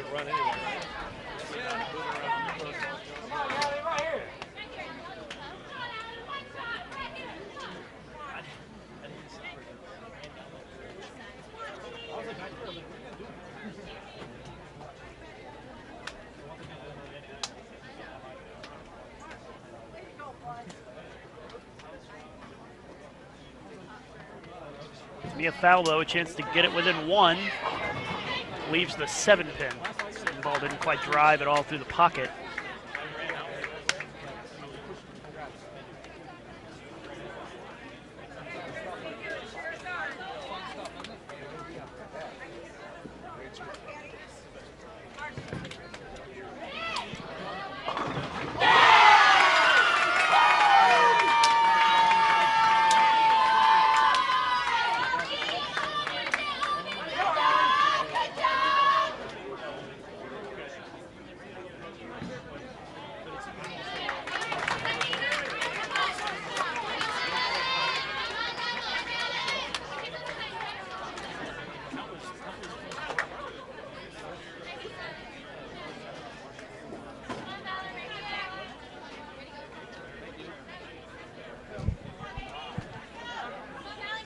Talk quickly to Marshall Kent here. He's going to put on the headphones. I don't know if they're working or not. Let me see if I can plug you in, Marshall. There we go. You hear me? No? Oh, there we go. Marshall Kent, congratulations on a great win. It was a tough battle with Weber, a very high-scoring match. Do you feel fortunate to make it out without having to bowl them again? Yes, thankfully. We were looking forward to this match going into this afternoon, and we came out with a game plan and stuck to it and paid off in the end. You made some clutch shots there in the 10th. Did you feel a little pressure at all? A little bit, yeah. I mean, it's been in a situation like that for singles tournaments, but in a team environment, it's absolutely different. Like, it's just a whole different feeling, a whole different kind of pressure, and I was glad to be able to come through. You guys have easily been the #1 team all season long in college bowling. Obviously, your goal is to make it to the finals. What's going to be the mindset going into the TV show to kind of close this thing out on what's been a really great season? I mean, same game plan we've got into this weekend. It's just make good shots, make spares, fill those frames, and see what happens at the end. Well, congrats on making the show, and good luck tomorrow. Do you care who you bowl, whether Fresno or McKendree? Either one. We'll be ready for them. Are you going to sit and watch them a little bit here in this next round? Oh, I'm sure we will. Yeah. So. Well, good luck on the show tomorrow. Thank you. Marshall Kent.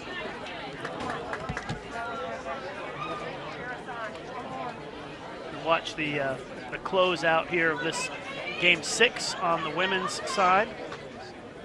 Wichita State, while we were talking to Marshall, missed a single pin in the 7th. And now we are about even here. And Megan Buja backs off there after hearing the little cheer by Weber. Unintentional, of course. They didn't realize she was on the approach, but Megan backs off. So 7th frame for Maryland Eastern Shore. Pretty tight match here with Wichita State. Goes through the face, 3-6-10. So with the spare, Maryland Eastern Shore down by 3.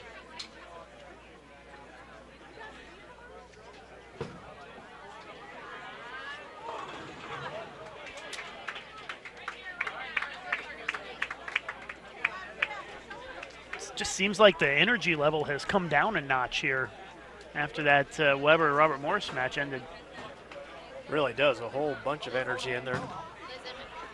Should be stung a lot in this women's match. It's a tight one and certainly important. They seem very subdued here, though.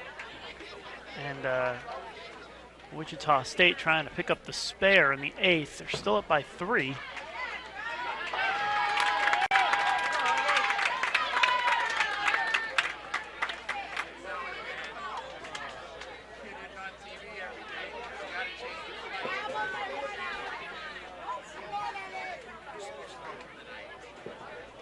Eighth frame for UMES, down by 3 pins. We have at least one bonus match coming up with Fresno State and McKendree. If Maryland Eastern Shore wins this game, they win the match, and they will be on the show taking on Pikeville.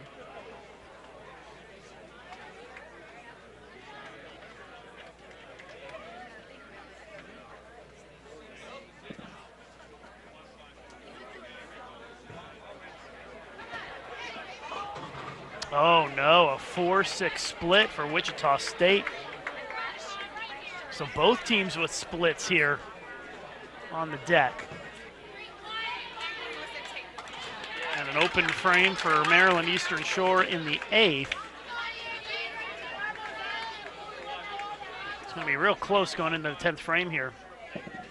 Just a couple of pins separating these two teams. I'm assuming that Tanya won't make the 4-6. You never know. But it is an open frame in the 9th for Wichita. Big opportunity for Angie here in the 9th. Yeah, if she strikes here, they can max at 190, and the best that Wichita State can strike out for is 183. So Maryland Eastern Shore has their destiny in their own hands, but they are, still have the 9th and the 10th frames to bowl. Wichita State's already bowled the 9th.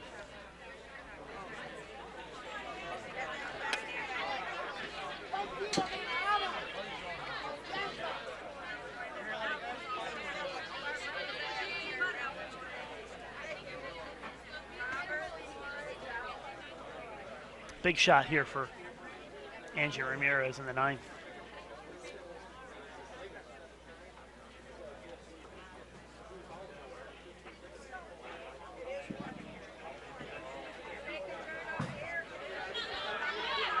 She liked it. She started going left off her hand. Pretty good sign that she's going to strike. And that means Maryland Eastern Shore has a chance to win this thing in the 10th, no matter what Wichita State does.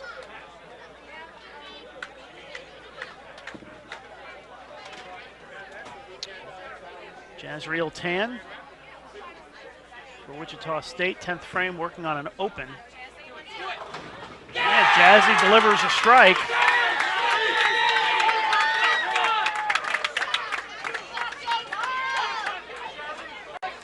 Well, Tania Falbo must strike for a shot in the 10th now.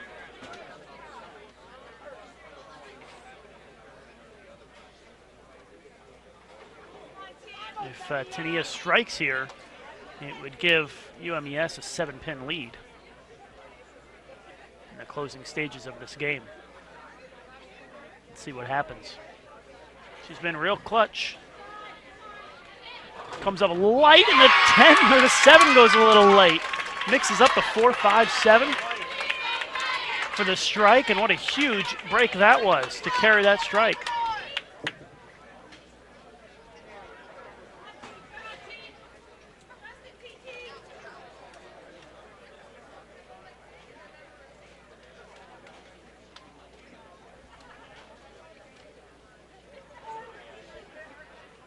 Jazzy up here, second shot in the 10th. If Jazriel strikes here, Tania has to strike again. And Jazriel does not strike. Wichita State's going to shoot 173 with a spare, and it is over.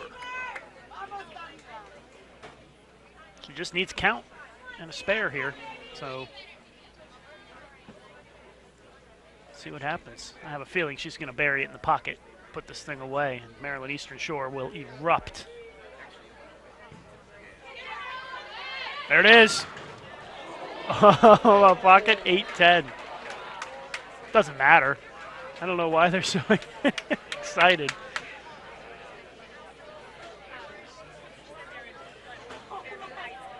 They've already got 176 if they don't knock over another pin, and Wichita State can only shoot 173. So I'm not sure why Maryland Eastern Shore is not more excited. They didn't know the number. I don't think they have the number figured out. They're still like, is it over? What's happening? Wichita puts in Kelsey for the last shot. Wichita State's run is over, and we will have one more match to go tonight, Fresno State versus McKendree, as we have 3 of the 4 teams determined for the show. Pikeville will take on Maryland Eastern Shore for the women's title. Robert Morris, Illinois, has advanced to the men's title match. We'll take on either Fresno State or McKendree. We'll find out in the next round.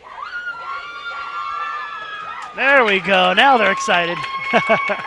Maryland Eastern Shore on the show. It's 177 to 173.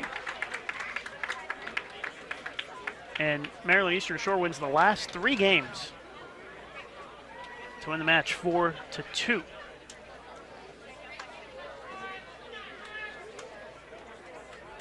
So, Lucas, I finally have a chance to use the replay, and it's the most anticlimactic Is this finish. the first shot in the 10th for Tania? It is. It's that one where they kind of mixed them up. Tania's reaction to this is a replay. Let's take a look at it here. She had to have this one, and look at it winning come up. 8-10. Oh, that's the winning 8-10. Nice. You're mean. That's brutal. Why would you show that? I thought it was the first one in the 10th. Did you have the first one in the 10th? I didn't have the first one in the 10th. Oh. We should bring her over to talk to her, Lucas, if you can get her attention. Yeah, I don't know if I can. Let's see. Spectators, that concludes round 6. We're getting ready for our round 7 match that is needed. There'll be a brief break while we rerun the lanes, and we'll get started as soon as that's done. Thank you.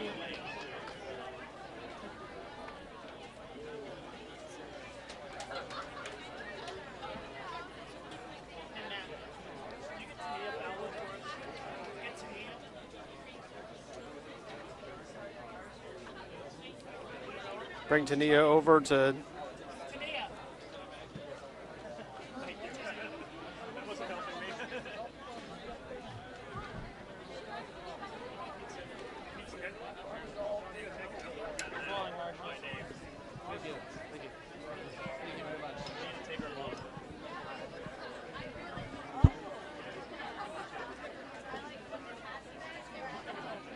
We're going to get Tania over here real quick for a quick word.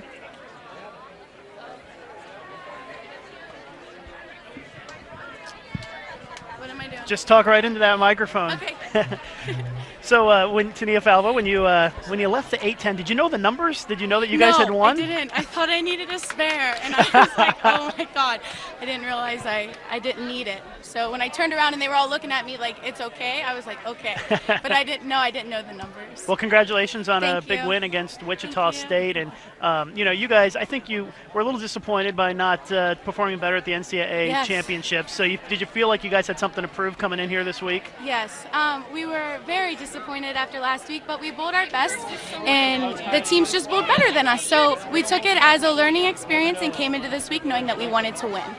And so what is your mindset going to be going into the TV finals against Pikeville? You guys have had a lot of success in your career and been on TV a lot. So I know. We definitely have the experience on TV. We were on TV earlier this year for the MEAC Championships. But I think our mindset's just to go in and have fun and throw great shots. Well, congratulations on making it to the show, and go celebrate and have a good time tonight. Thank you. Tania Falvo, Maryland Eastern Shore, stopping by. So we've got a little bit of a break. I think they're going to get geared up for the second semifinal, which will be Fresno State and McKendree here. So might be a few minutes before we get started with practice. But we will be back and check in with you guys in a little bit. Thanks for joining us here. Please spread the word. We've got one more match to go here on Bowl TV. Send everybody to bowl.com to keep watching our broadcast here this evening. One more match to go. We'll be back with you here in a couple of minutes.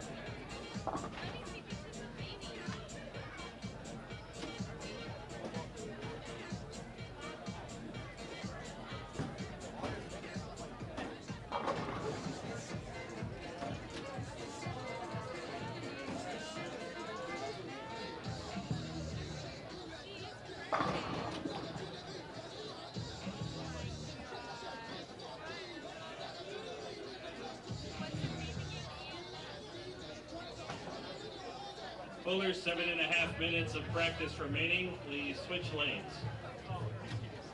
Oh, okay. Just in case.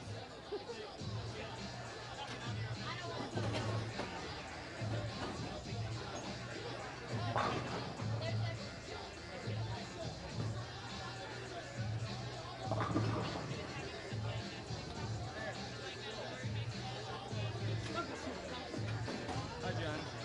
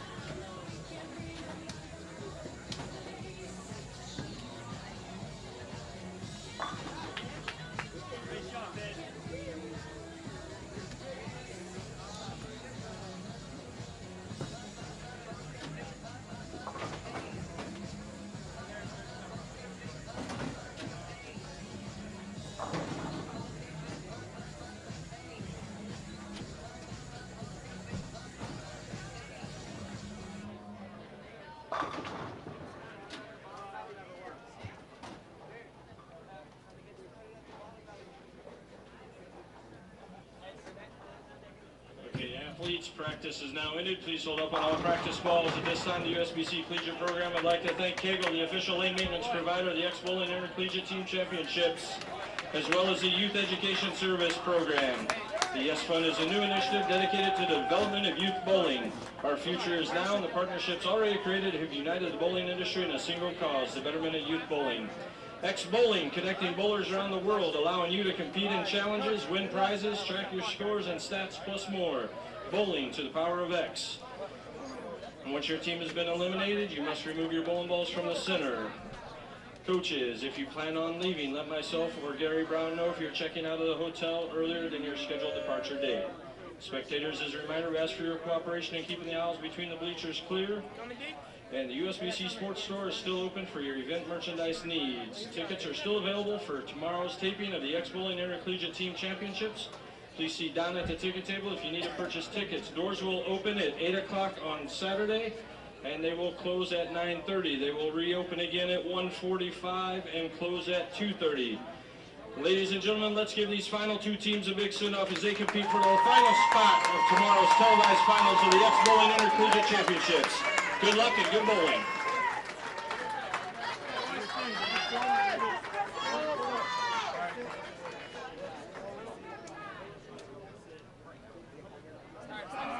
Welcome back to Lincoln, Nebraska, and the final match of match play competition here at the 2013 xBowling Intercollegiate Team Championships. I'm Jason Overstreet, joined by Lucas Wiseman and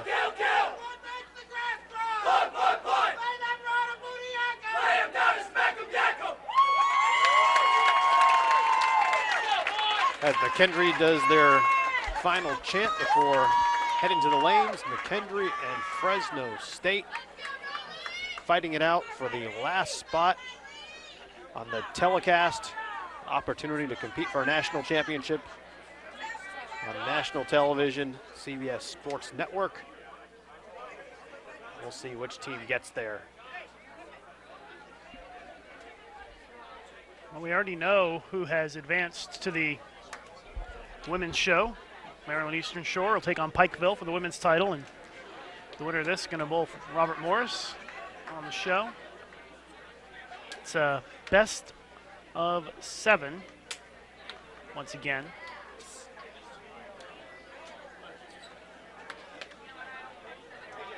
And Fresno State going to start things off.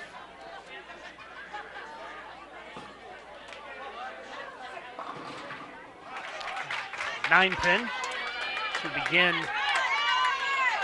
this match.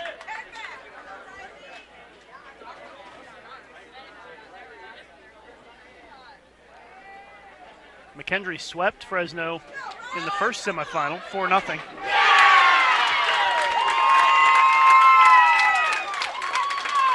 To force the second semifinal. Fresno was undefeated prior to that.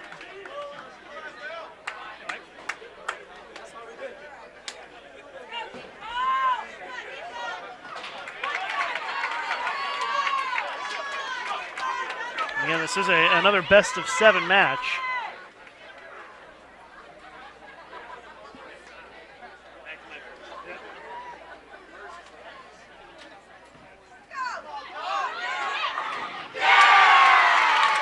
McKendree just kind of picks up where they left off in that last semifinal, starting with a double.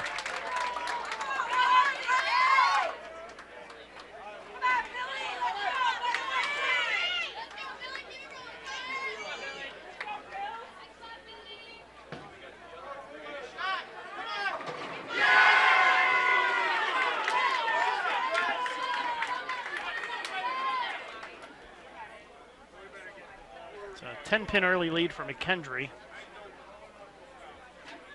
We're in game 1, this best-of-7 match.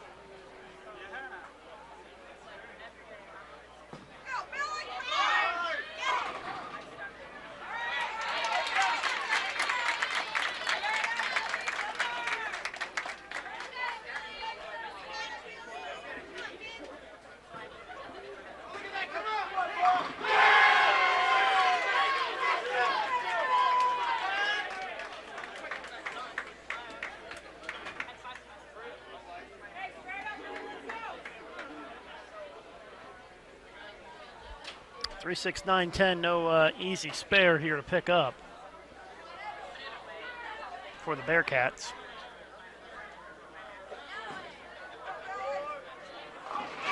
Covers it up nicely. Gonna be a tough one to get.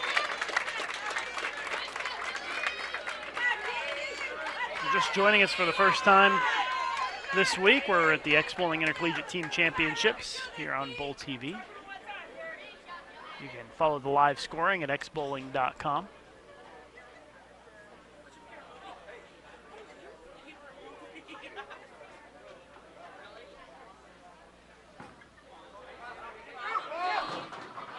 And a bucket for Fresno, so the count makes it an even match, pending the spare by Fresno State. A couple of 6 counts on doubles by both teams. The bonus bowling here on Bowl TV.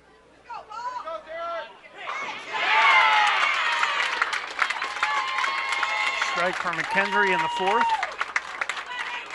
So Fresno covers up this spare. We're all tied up after 4 frames. And covers it up. And that'll bring us to our anchor bowlers.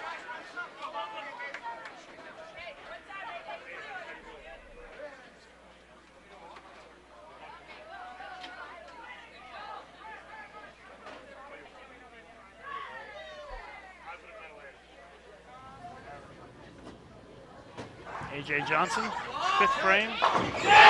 Double for McKendree.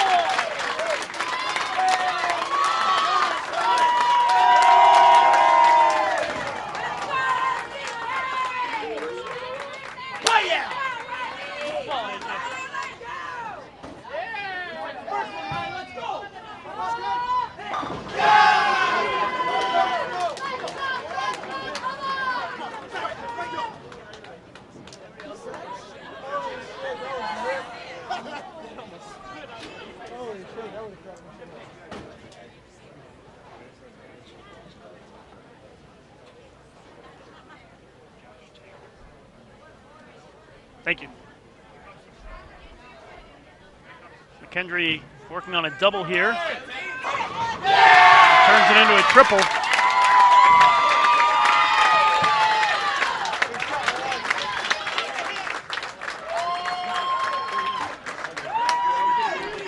Interesting to note that Fresno State has a freshman bowling in the anchor spot. He just got a strike a moment ago, Josh Taylor. Ooh, a 5 count. Comes on a strike, so the count doesn't hurt them.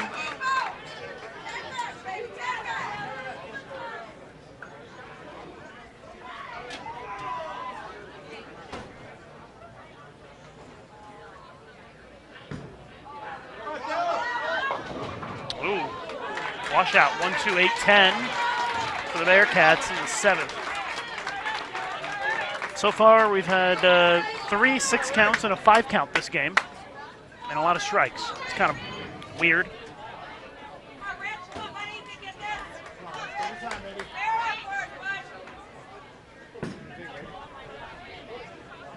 Oh, tough spare to make, and leaves that 7-pin up on the deck for the first open in this game by either team. Come on, asshole.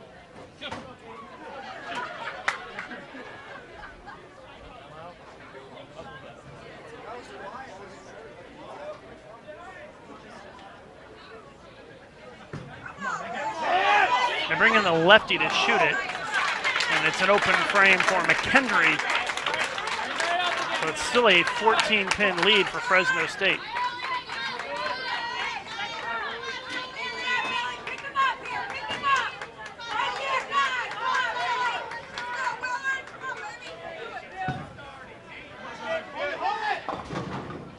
Through the face, 3-6. Fresno in the 7th. One of these two teams are going to bowl Robert Morris for the men's title tomorrow.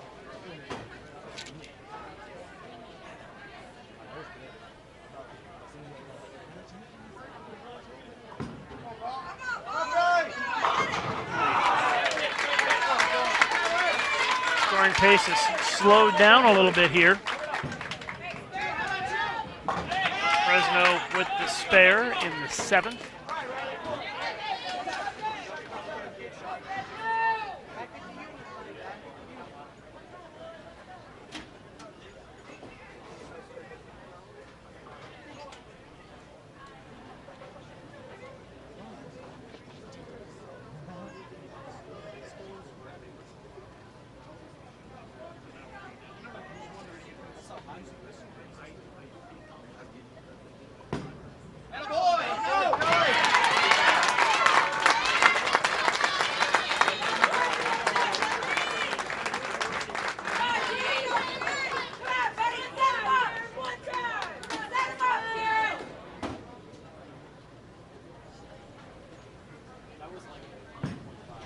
Eighth frame for Fresno is a big 4 split, and they are in a world of hurt here. Down by 18 if they make the big 4. And assuming they get 2 of these here, they are down 30 with 2 frames to go.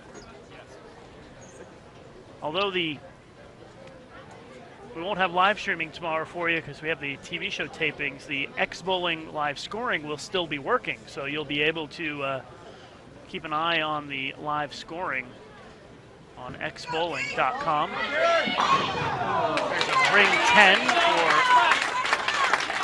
the Bearcats. And I've been known to tweet a time or two during TV shows, so you can follow me on Twitter to get some updates and some behind-the-scenes photos and stuff at Lucas_Wiseman. Be sure to follow USBC at USBC and xbowling at xbowling.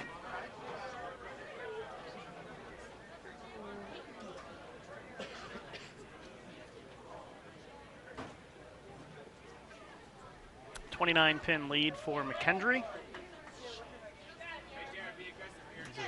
In the 9th frame of this first game.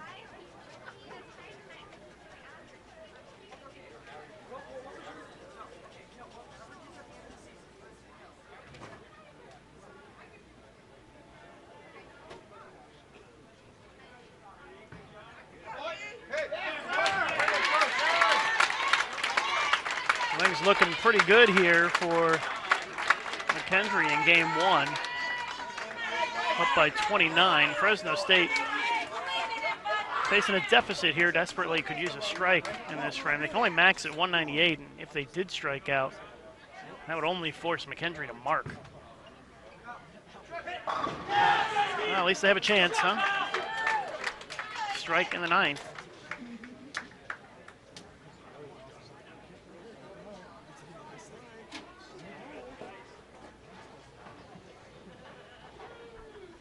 AJ just needs a mark here in the 10th for the shutout. Oh, Messenger got stopped. That's interesting. That Messenger was on its way to taking out that 10, and it came to a screeching halt. Josh Taylor, 10th frame for Fresno. And he gets the strike. They're still alive, barely.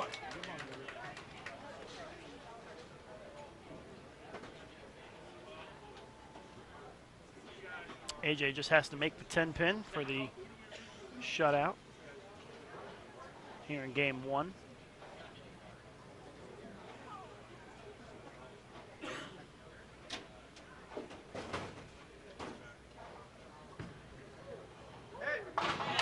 Covers it up.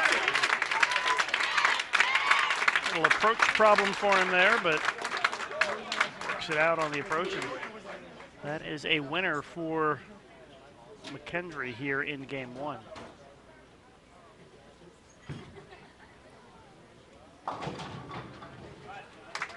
Now we talk about momentum in these matches, Lucas. That's now 5 straight that McKendree has taken over Fresno after Fresno was rolling along in the winner's bracket. Yeah, McKendree came in and swept him in the first semifinal a little while ago. And now they've taken game 1. 2-0-3 for McKendree. Fresno State.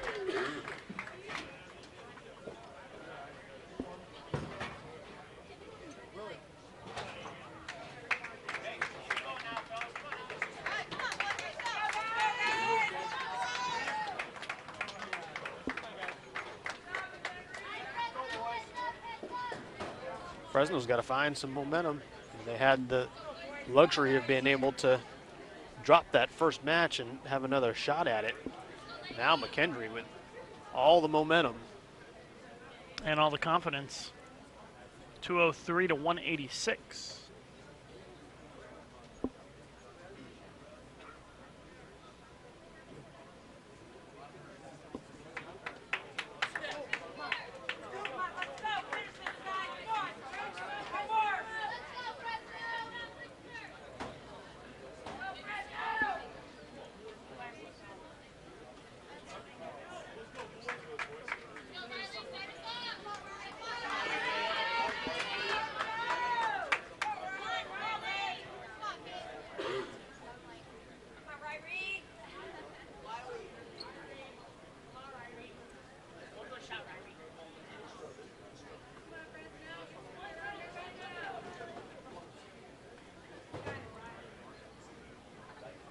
Looks like Fresno's going to start off.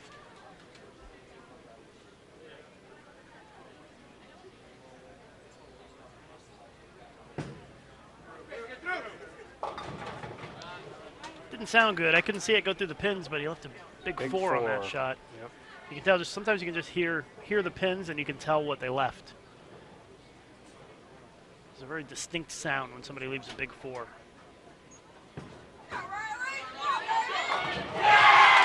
McKendree jumps on it with a strike in the first. No surprise there.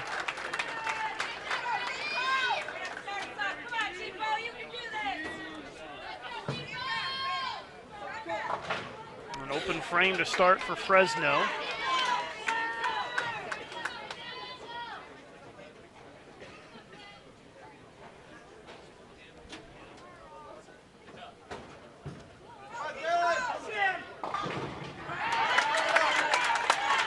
Well, even with a spare here in the second, McKendree will be up 12 because of that open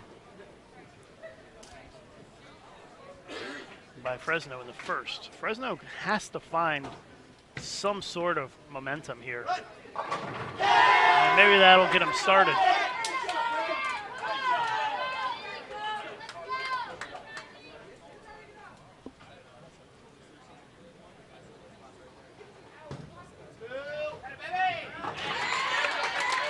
So 2 frames in the books here in game 2. 12-pin lead for McKendree. Dying to do a replay. Here's a replay of that strike from Fresno. Jason's getting fancy on us. It's easy to get fancy when there's only one match, right? That's right. Mixes them up for the strike. See if they can turn it into a double. That was a nice looking shot. So that strike pulls them to within 2.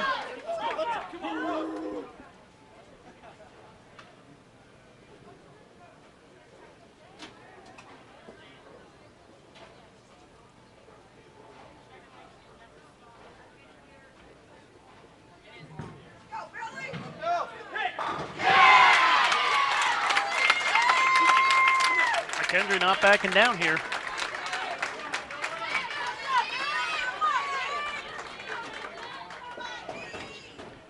Fresno can take the lead with a strike here in the 4th, working on a double.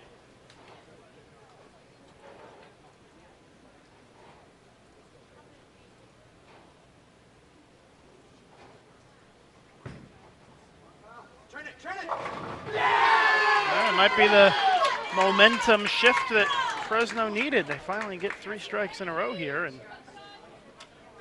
they have taken an 8-pin lead. So McKendree can take it right back if they strike here in the 4th.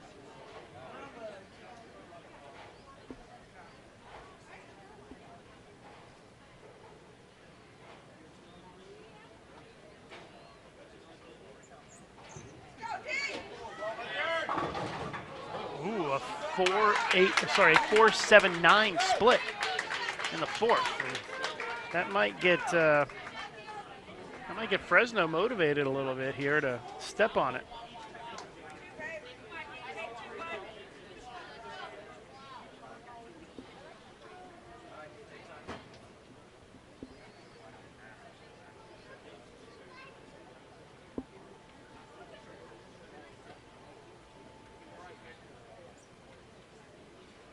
Yeah, neither team in too much of a hurry. Yeah, this is going to be a pretty slow match, I think.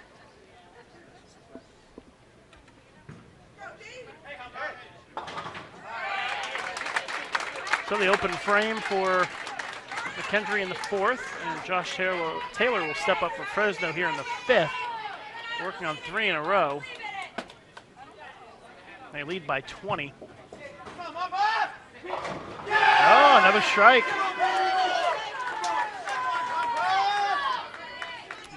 It's 4 strikes in a row. They now lead by 30. As we reach the halfway point of game number 2, A.J. Johnson through the face, 4-6-7.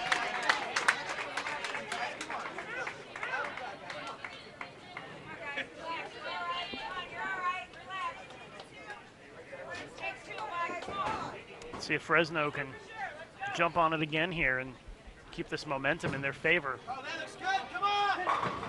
Ring 10. It's all right, though. They're still going to be up by more than 30 pins, almost 40 pins, if AJ doesn't make this split. And he doesn't, so it's a 40-pin lead for Fresno State. Unfamiliar ground for the Bulldogs against McKendree today. AJ's having some problems with his footwork, it seems.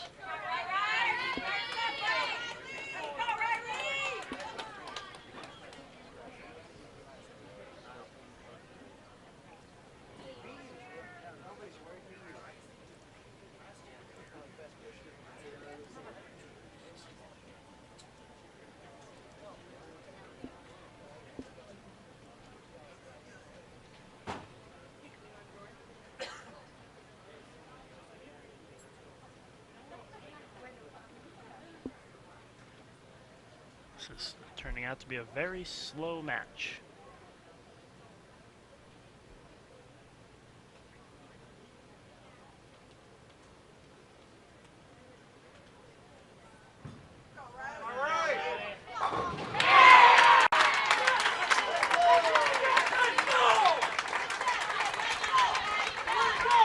The strike from McKendree comes on an open, so doesn't really help them a lot yet, but it gives them something to potentially build on to start the back half of this game. And again, Fresno's still up 40 pins. But if McKendree can strike here in the 7th, they cut it to 30.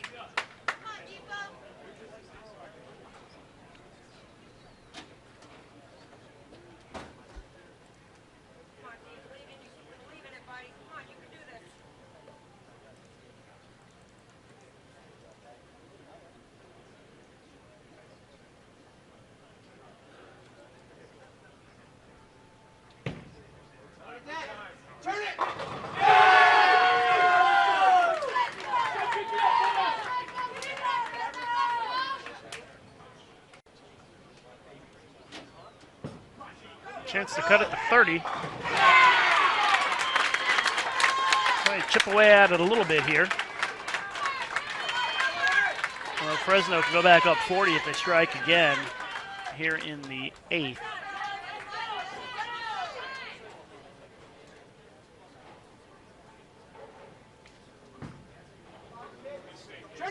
Nice strike.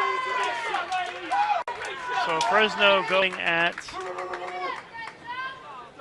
a 227 pace. Best that McKendree can strike out for is 227.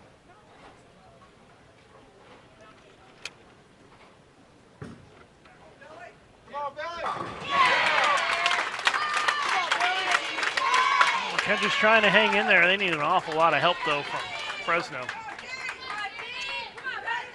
Fresno leading by 30 with 2 frames to go.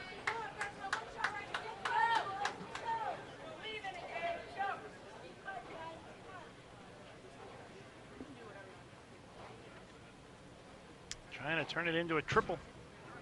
Would virtually win this game right here. And it looks like they're going to end that string of losses to McKendree.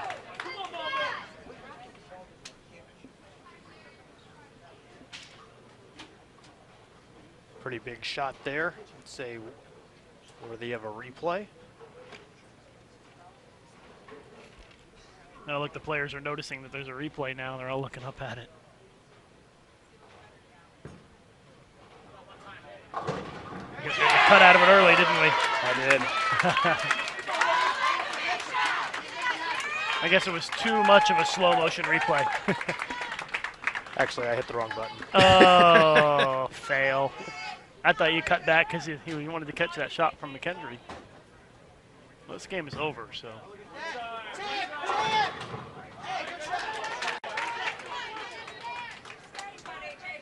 It's hard to find good help these days, folks. It's been a while since Jason's done live streaming, so he's a little rusty. It's good practice, though.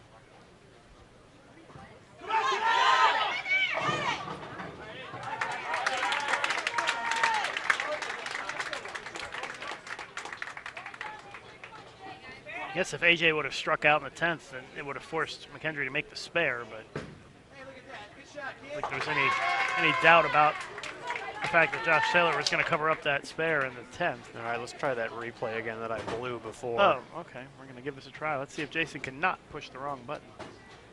This is a couple of frames ago. Snaps the 10 out. Nice. Gotta like the excitement.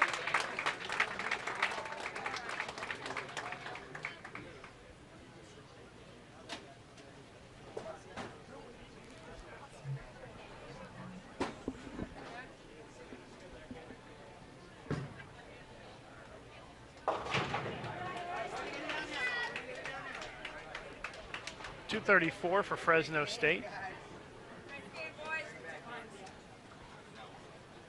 McKendree going to shoot .204. So we are tied at 1 game apiece after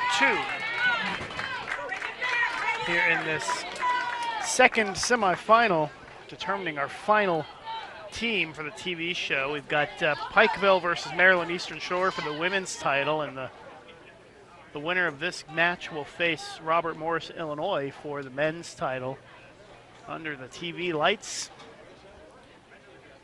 which will air in May on CBS Sports Network. So here we go, start of game 3 for Fresno State.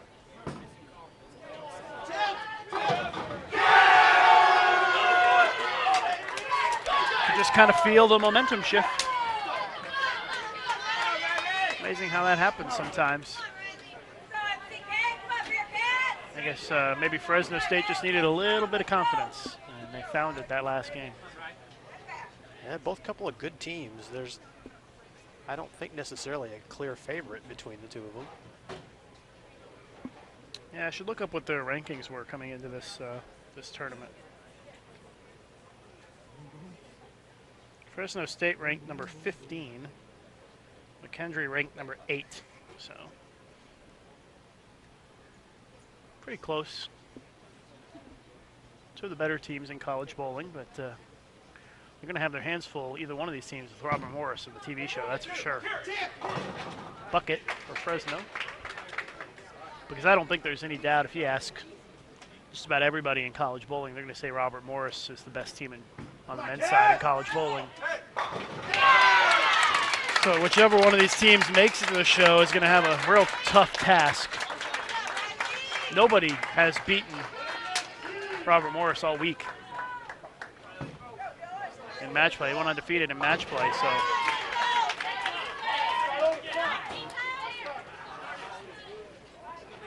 But you got to give yourself a chance. So these guys, both teams want to make it to that next round. They're passing around a Barney doll down there for McKendree. Not sure why, but A.J. Johnson is holding it right now.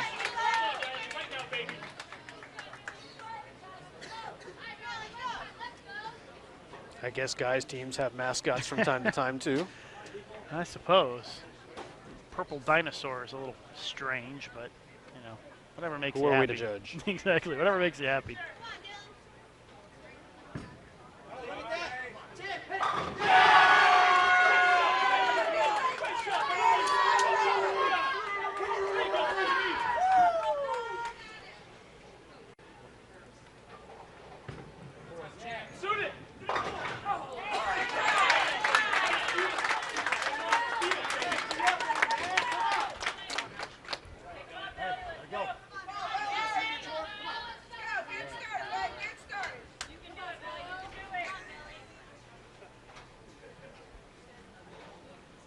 So the open frame by McKendree puts them at a 12-pin deficit. It looks like Fresno is going to back off here. His teammates cheering for him for call it a good back off. You could tell he heard somebody saying something and looks nervous, actually. just wanted to take a moment.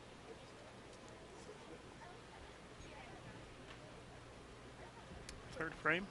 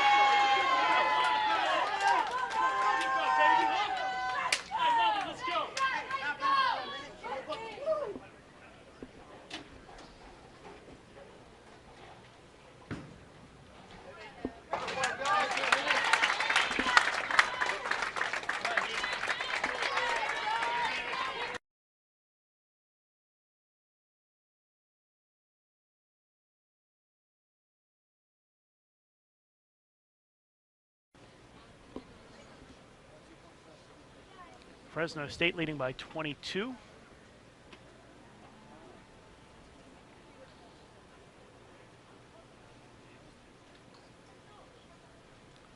Josh Taylor, fifth frame, anchor bowler for Fresno, didn't like it. Tried to ask for it to help a little bit, never hooked back to the head pin.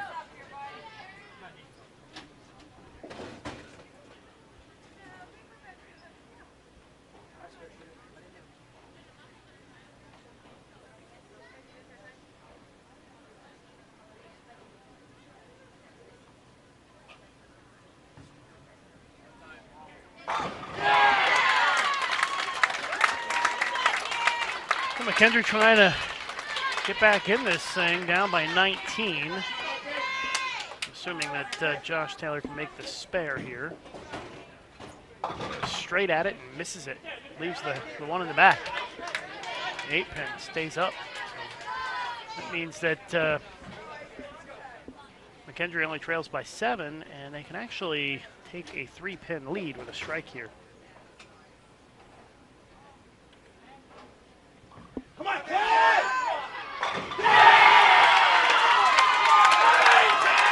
take the 3-pin lead.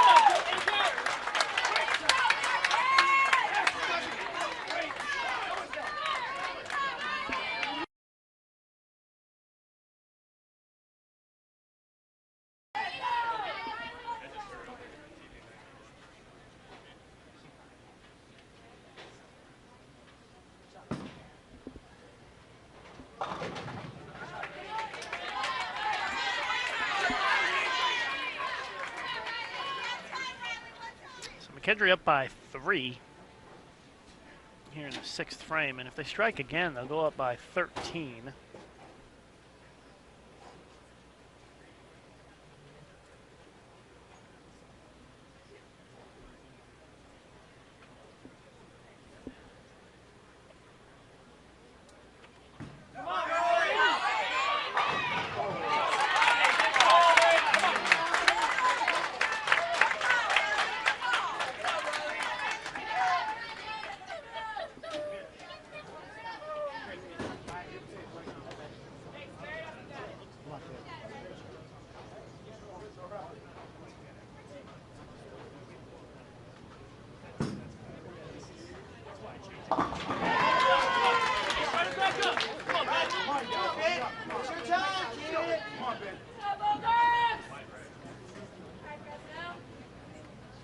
Two-pin lead for McKendree with a spare here. This match tied 1 game apiece.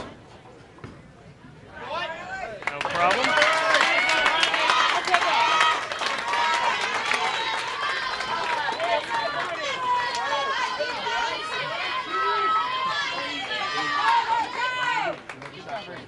You're making shots.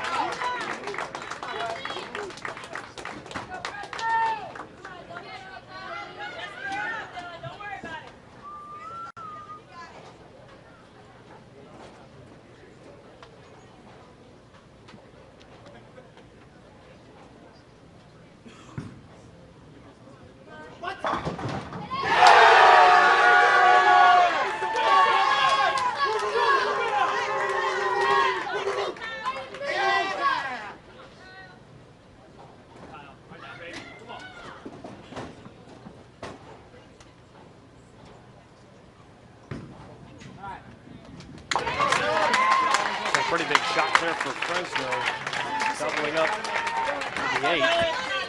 Yeah, Fresno's now taking a 9-pin lead with that double. So this would put them up 19. They're working in the 9th, and McKendree is yet to bowl the 8th frame.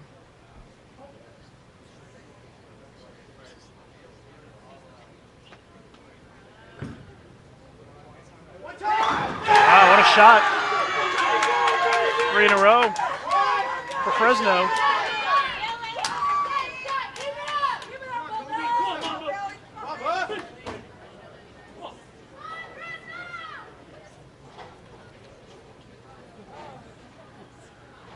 McKendree desperately needs a strike here in the 8th.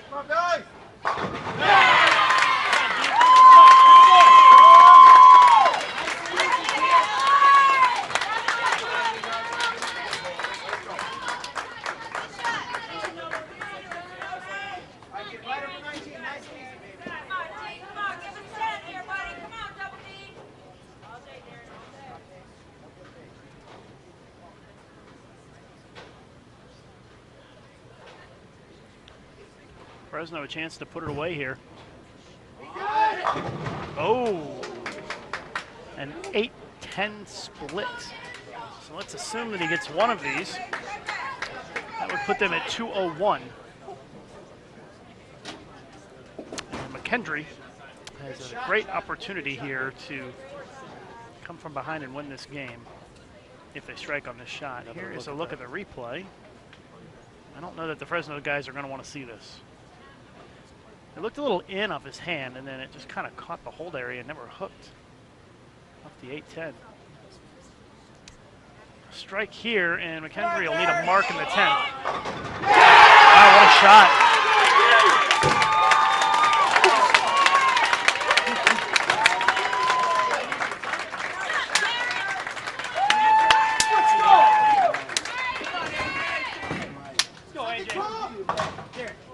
So an open in the 10th for Fresno, 2:01 is their final tally this game. No ball, let's take you out.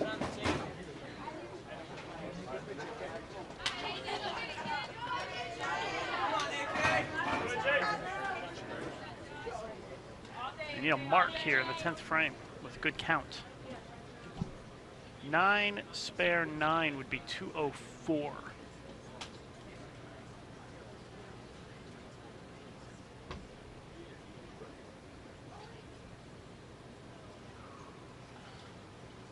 A.J. Johnson, mark to win.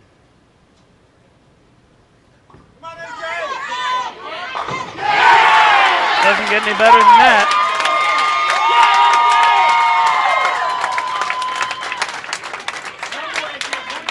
And that is a win for McKendree here in game 2.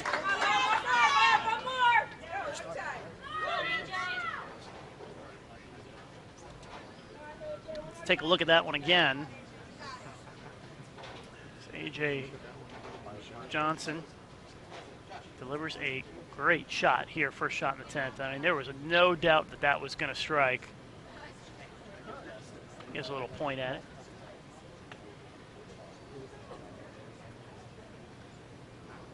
Just closing it out here.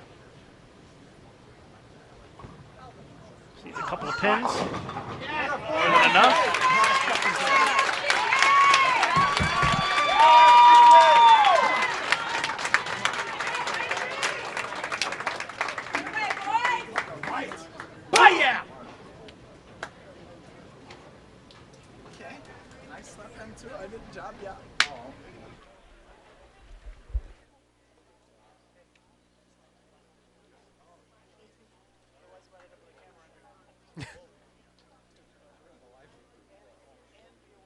That microphone is hot.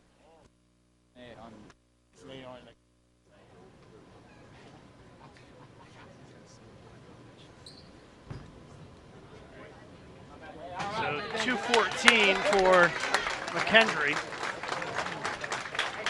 2:14-2:01. Final score there. 2-1 lead for the Bearcats after 3.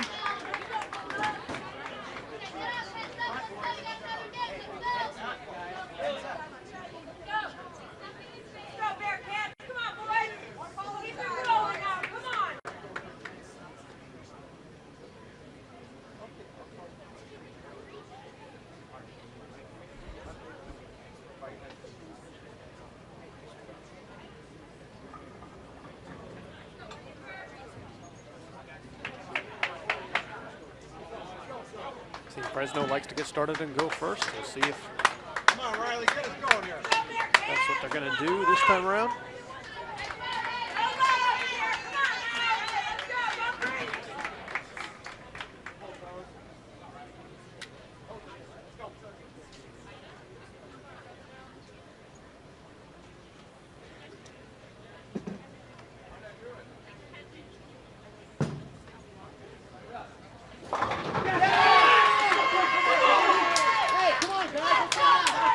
Good start for Fresno. We're down 2-1. And they really can't afford to lose another game here. You don't want to go down 3-1. Put yourself in a bad position. So it's a big game for Fresno here.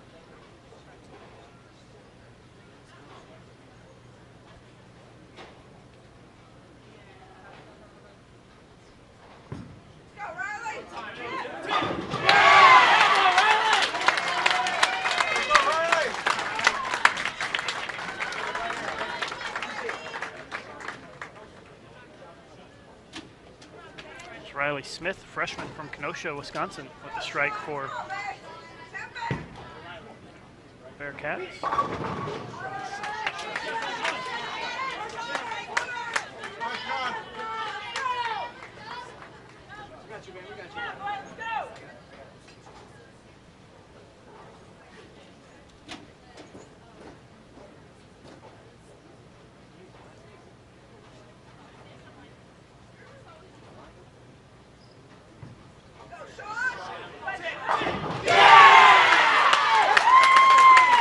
Double start for McKendree as they take an early lead.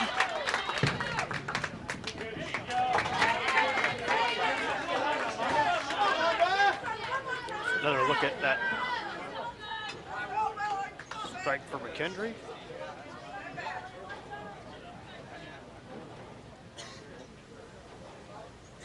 Pretty good one. Yeah. McKendree already up by 10. They go up 20 with a strike here.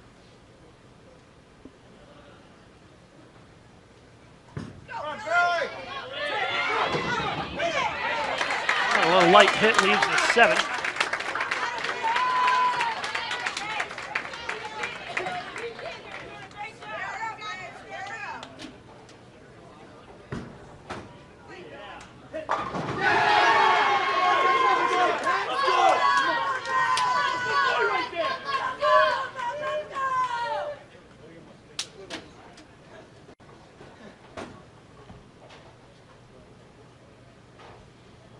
Replay here. Nice shot by Fresno.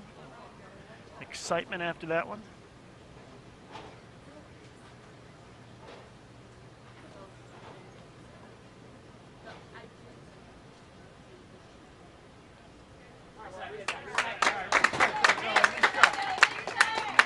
McKendree leading 2-1 in this best of 7 match. 2-1, we're in game 4. McKendree up by 9, although Fresno can take a 1-pin lead with a strike right here.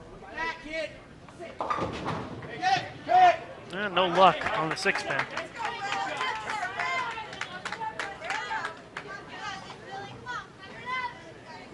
Watching our live coverage of the xbowling Intercollegiate Team Championships here on Bowl TV. You can go to xbowling.com for live scoring. That live scoring will be active tomorrow for the TV shows as well, with a missed single pin by McKendree. And that switches things around and gives Fresno the lead by 3.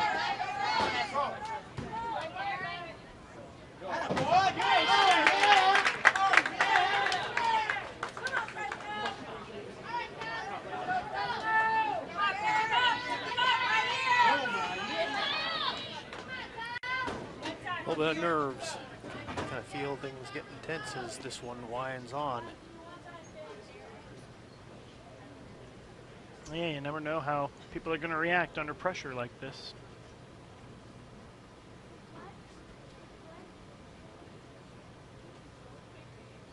It's a 3-pin lead for Fresno now. As we head to the 4th frame for McKendree.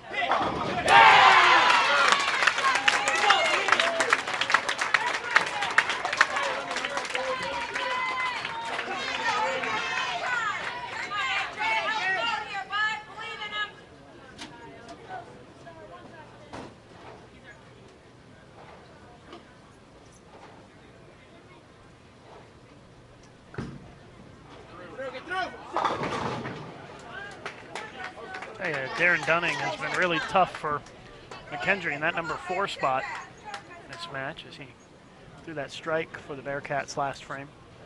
Setting it up for AJ. Here's a look at the replay for Darren, senior. It's a great shot. Put all 10 back. Now it's up to his teammate, AJ Johnson, to turn it into a double and take the lead.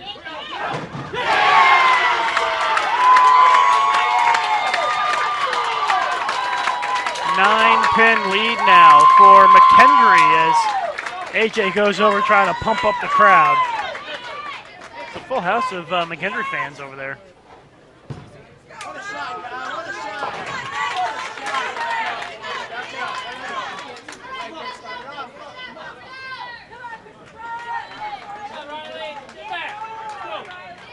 AJ Johnson has that kind of style that when he's bowling for your team and bowling well, you love it. And if he's I don't want to bowl against him. Rooting for the other team, can't stand it. Yeah, I don't want to bowl against him, and I don't want my team to bowl against him. Too good. He's got a big bark, but he's got a big bite too. Yep. Well, the good thing is he's focusing his emotion and attention towards his fans, the people that are here cheering for McKendree, and not at Fresno. So I'm cool with that. Just trying to pump up himself, his team, and the fans. But definitely a showman.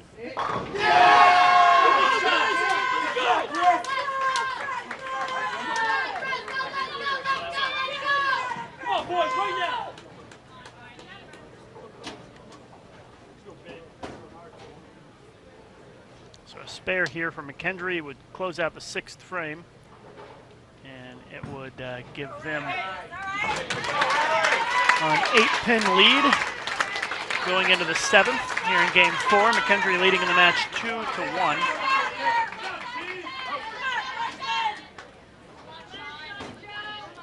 Big opportunity with the shot. Yeah, they can take the lead. It goes through the face. Leaves just the 4-pin. It could have been way worse.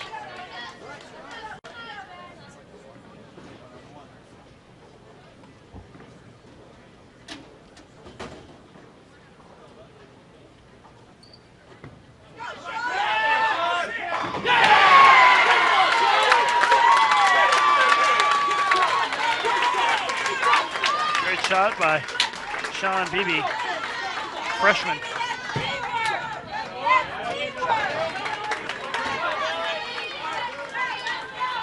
Jason, in case you're wondering how I'm able to tell who's who, I hear the people in the crowd yelling their names, so that helps me to determine who each player is. Taking a look at Sean's shot. Drives through the pins. Yeah, it's a nice one. And McKendree's still up 8. They can go up 18 with a strike here in the 8th.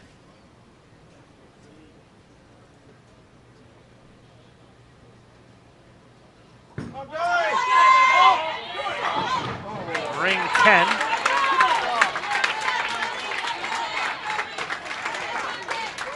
So the lead will stay at 8.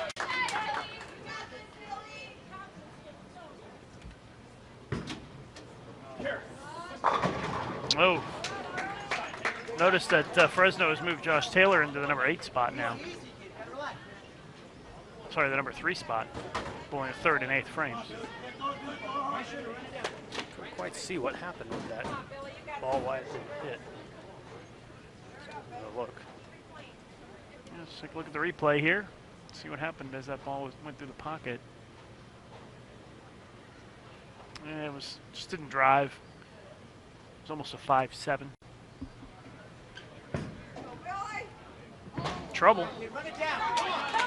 That just handed Fresno the lead by 3, assuming that Josh can make the spare here. I just hate to see that.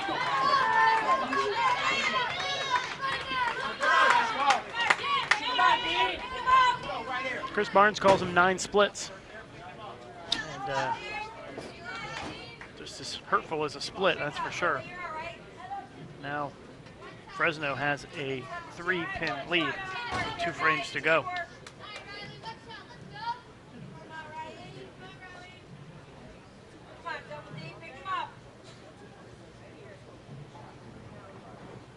Let's see who wants to go here in the 9th frame.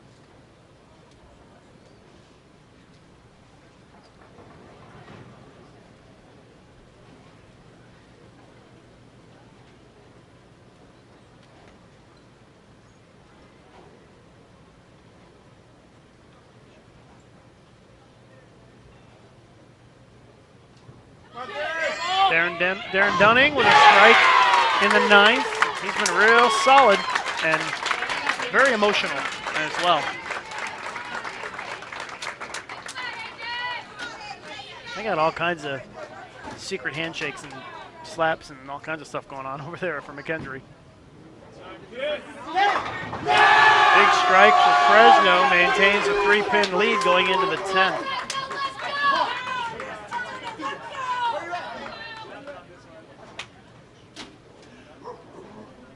bowling so fast, not much chance for a replay. I know. Now they're starting to speed up a little bit, huh? Fresno up now. I don't miss anything live. With a chance here to really cement this game. They're up by 3. A strike here would be huge.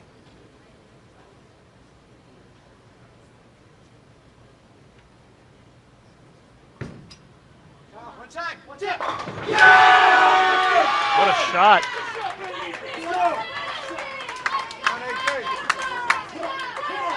Well, now AJ has to strike on this shot or Fresno wins this game, for sure.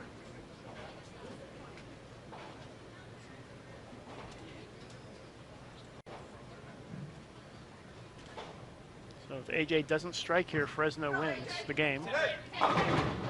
Oh, look at the 7 go late.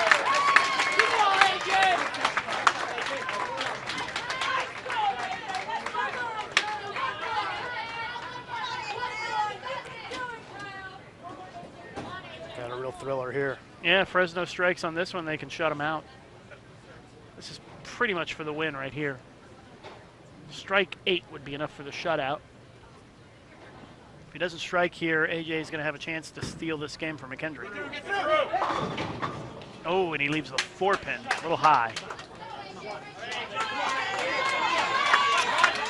Well, AJ has to strike on this shot.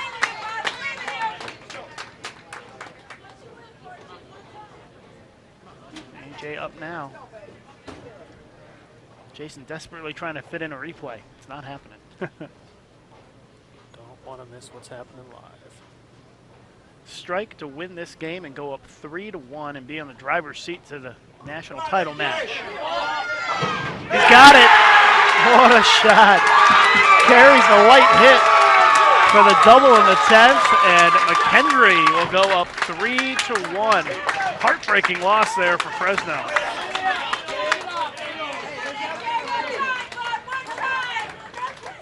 Another look. Hey, we get a look at a replay.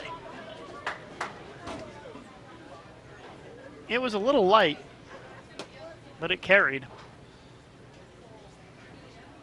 You see, it kind of mixes up the 4-5-7 for the strike.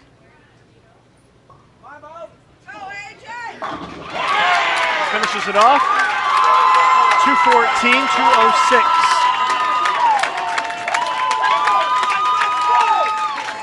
McKendree wins game 4 to go up 3-1.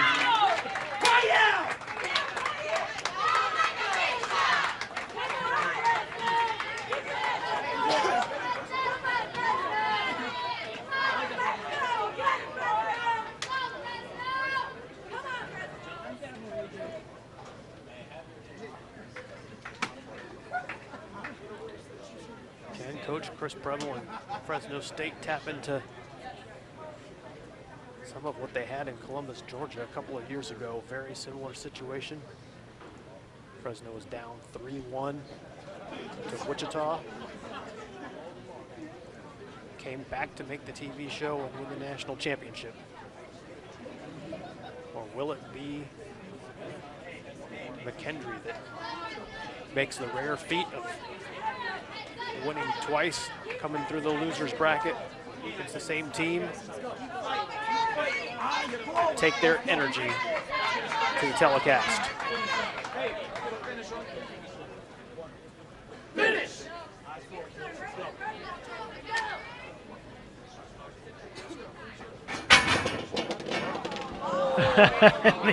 the spare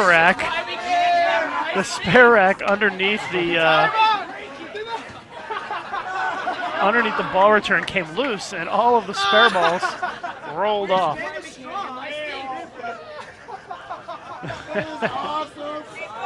That was interesting. Oops. I've never seen that before. At least it was while somebody was on the approach. Can you imagine if that was in the 10th frame that it happened? That could have been bad.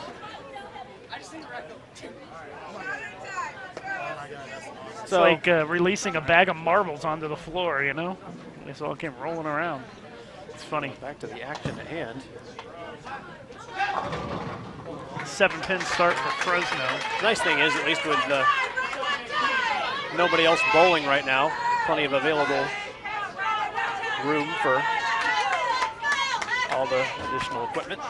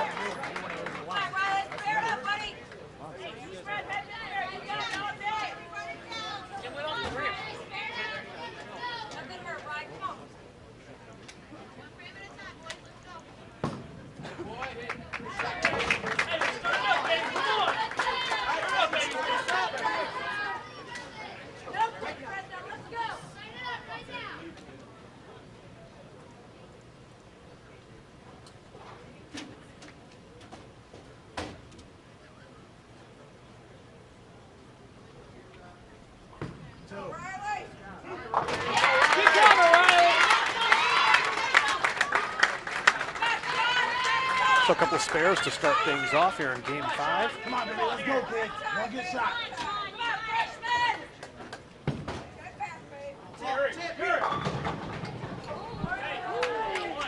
Nearly a 7-10. 7 goes down, so not too much trouble.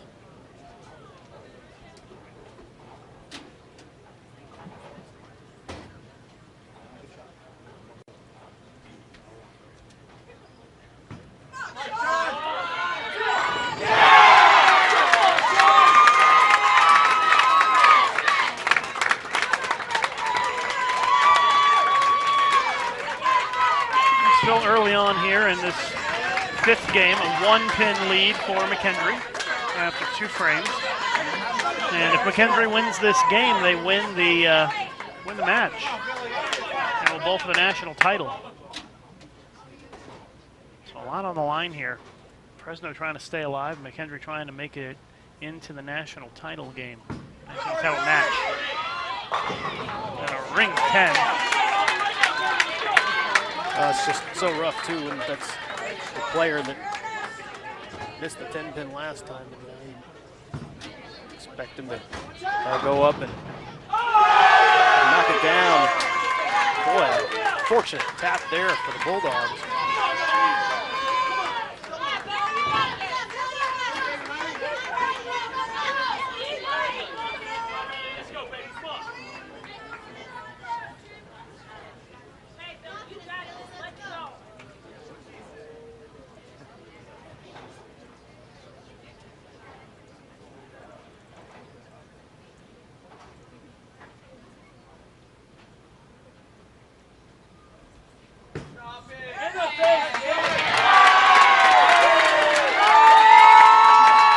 How many of us have been in that situation where you just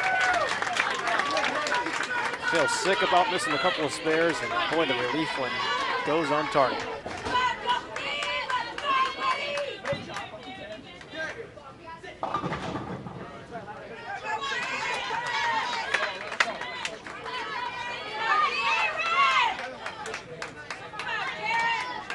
Well, this one tight. Fresno pretty fortunate so far. Nearly a pocket 7-10, then a nice tap on the 10-pin, and that one could very easily have been split as well.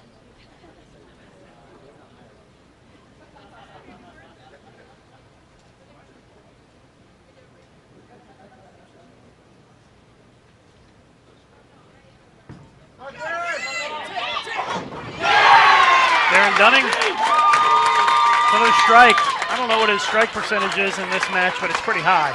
He's thrown a lot of strikes. No, and there's an open frame for Fresno. And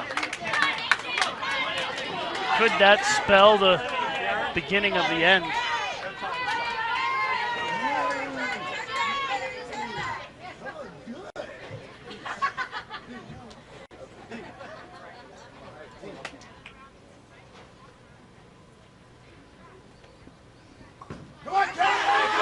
A.J. Johnson hits the double for the Bearcats. And And that puts them up by 23. You just get the feeling that this is McKendree's match to win here. Just got some momentum going.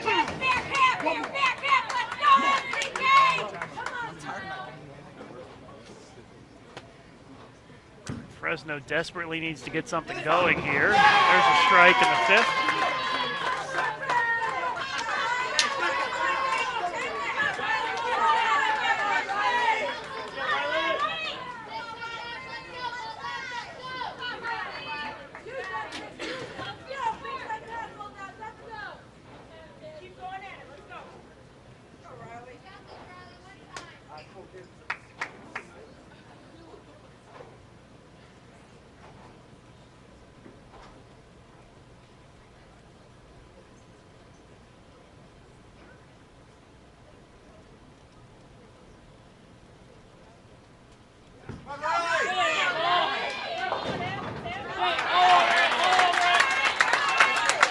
Still a 22-pin lead for McKendree with the spare, although Fresno, if they strike here in the sixth, will cut that down to 12. So really, Fresno needs to get some momentum going in their favor on this shot right here.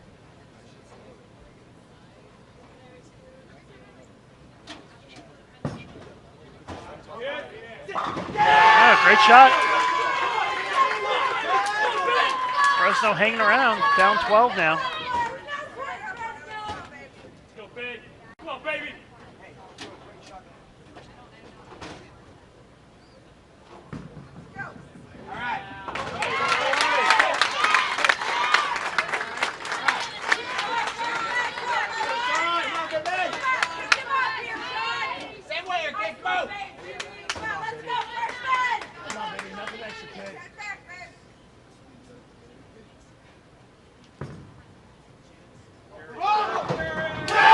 Fresno has now pulled to within single digits.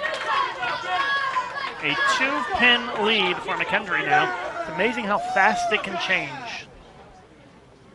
Just a 2-pin lead. It was quite a bit more than that. It was more than 20 pins a few minutes ago.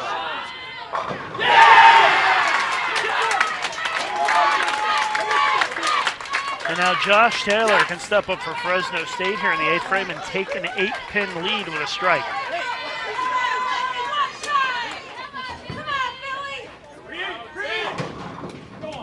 Comes up light and leaves to 7.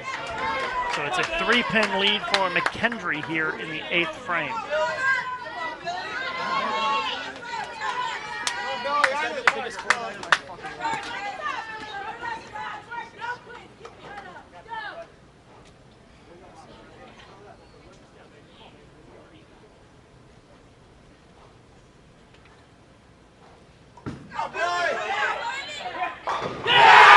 Double for the Bearcats. They're starting to feel it now.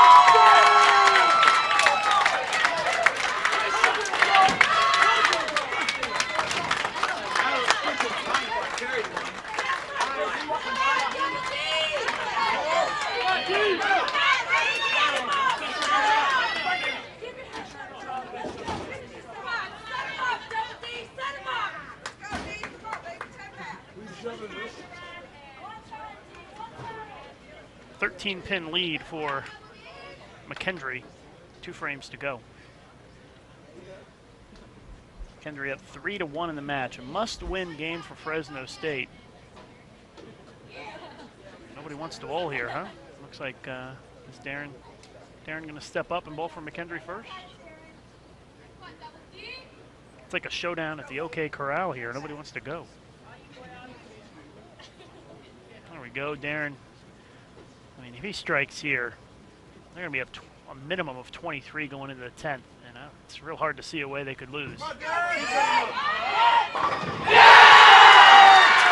real solid this entire match. And he finds another strike out there to put them up 23 going into the 10th.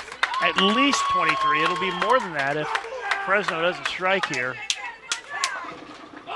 And the 4-pin stays up, so A.J. Johnson just needing a mark here in the 10th. The best that Fresno State can shoot is 215. So we took a look at the replay of Darren's last shot. McKendree going at a 228 pace. Just needs I think he just needs a mark here, and that would be more than enough. And McKendree will take on Robert Morris for the men's title. They're going to bowl for a national championship. McKendree versus Robert Morris for the men's title as they knock off Fresno State in back-to-back semifinal matches. They beat him in the first semifinal 4-0, and now 4-1. McKendree will win this match.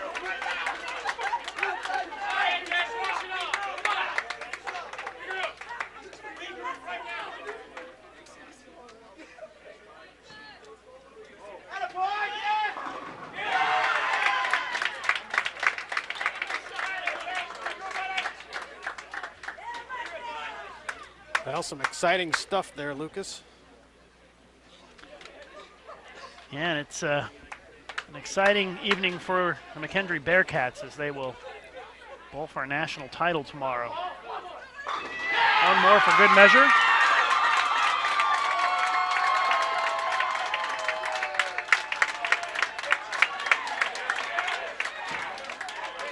Well, I know somebody who's going to be excited on the telecast. Exactly. AJ will be a lot of fun to watch on the show.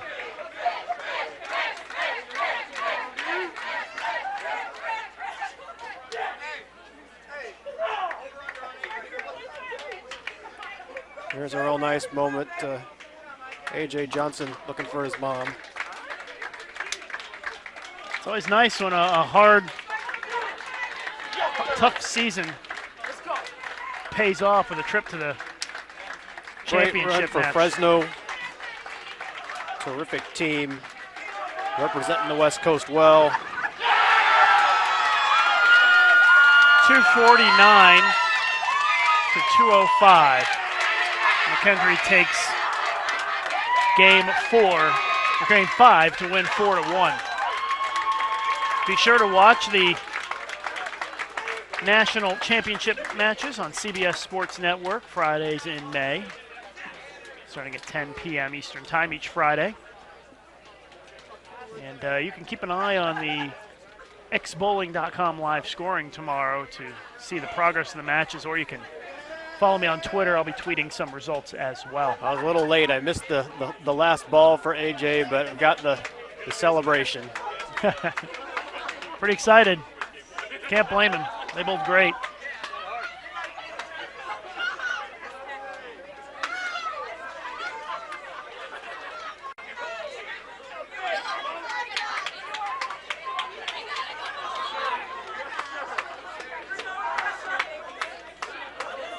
Some great stuff there.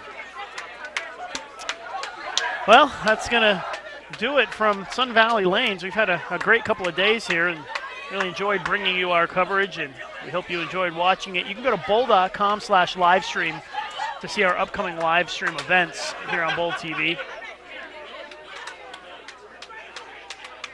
And make sure you watch the national finals on CBS Sports Network in May. We will leave you with a commercial break, and we'll see you next time here on I want to Bowl thank TV. everybody for watching. Thank our partners at the Yes Fund, and thank our title sponsor, X Bowling. Be sure you download the X Bowling Tournament Edition app and the X Bowling app.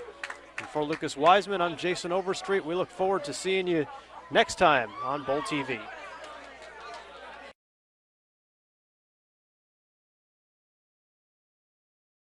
McKendree will take on Robert Morris for the men's title.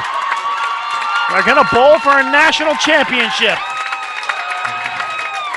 McKendree versus Robert Morris for the men's title as they knock off Fresno State in back-to-back semifinal matches.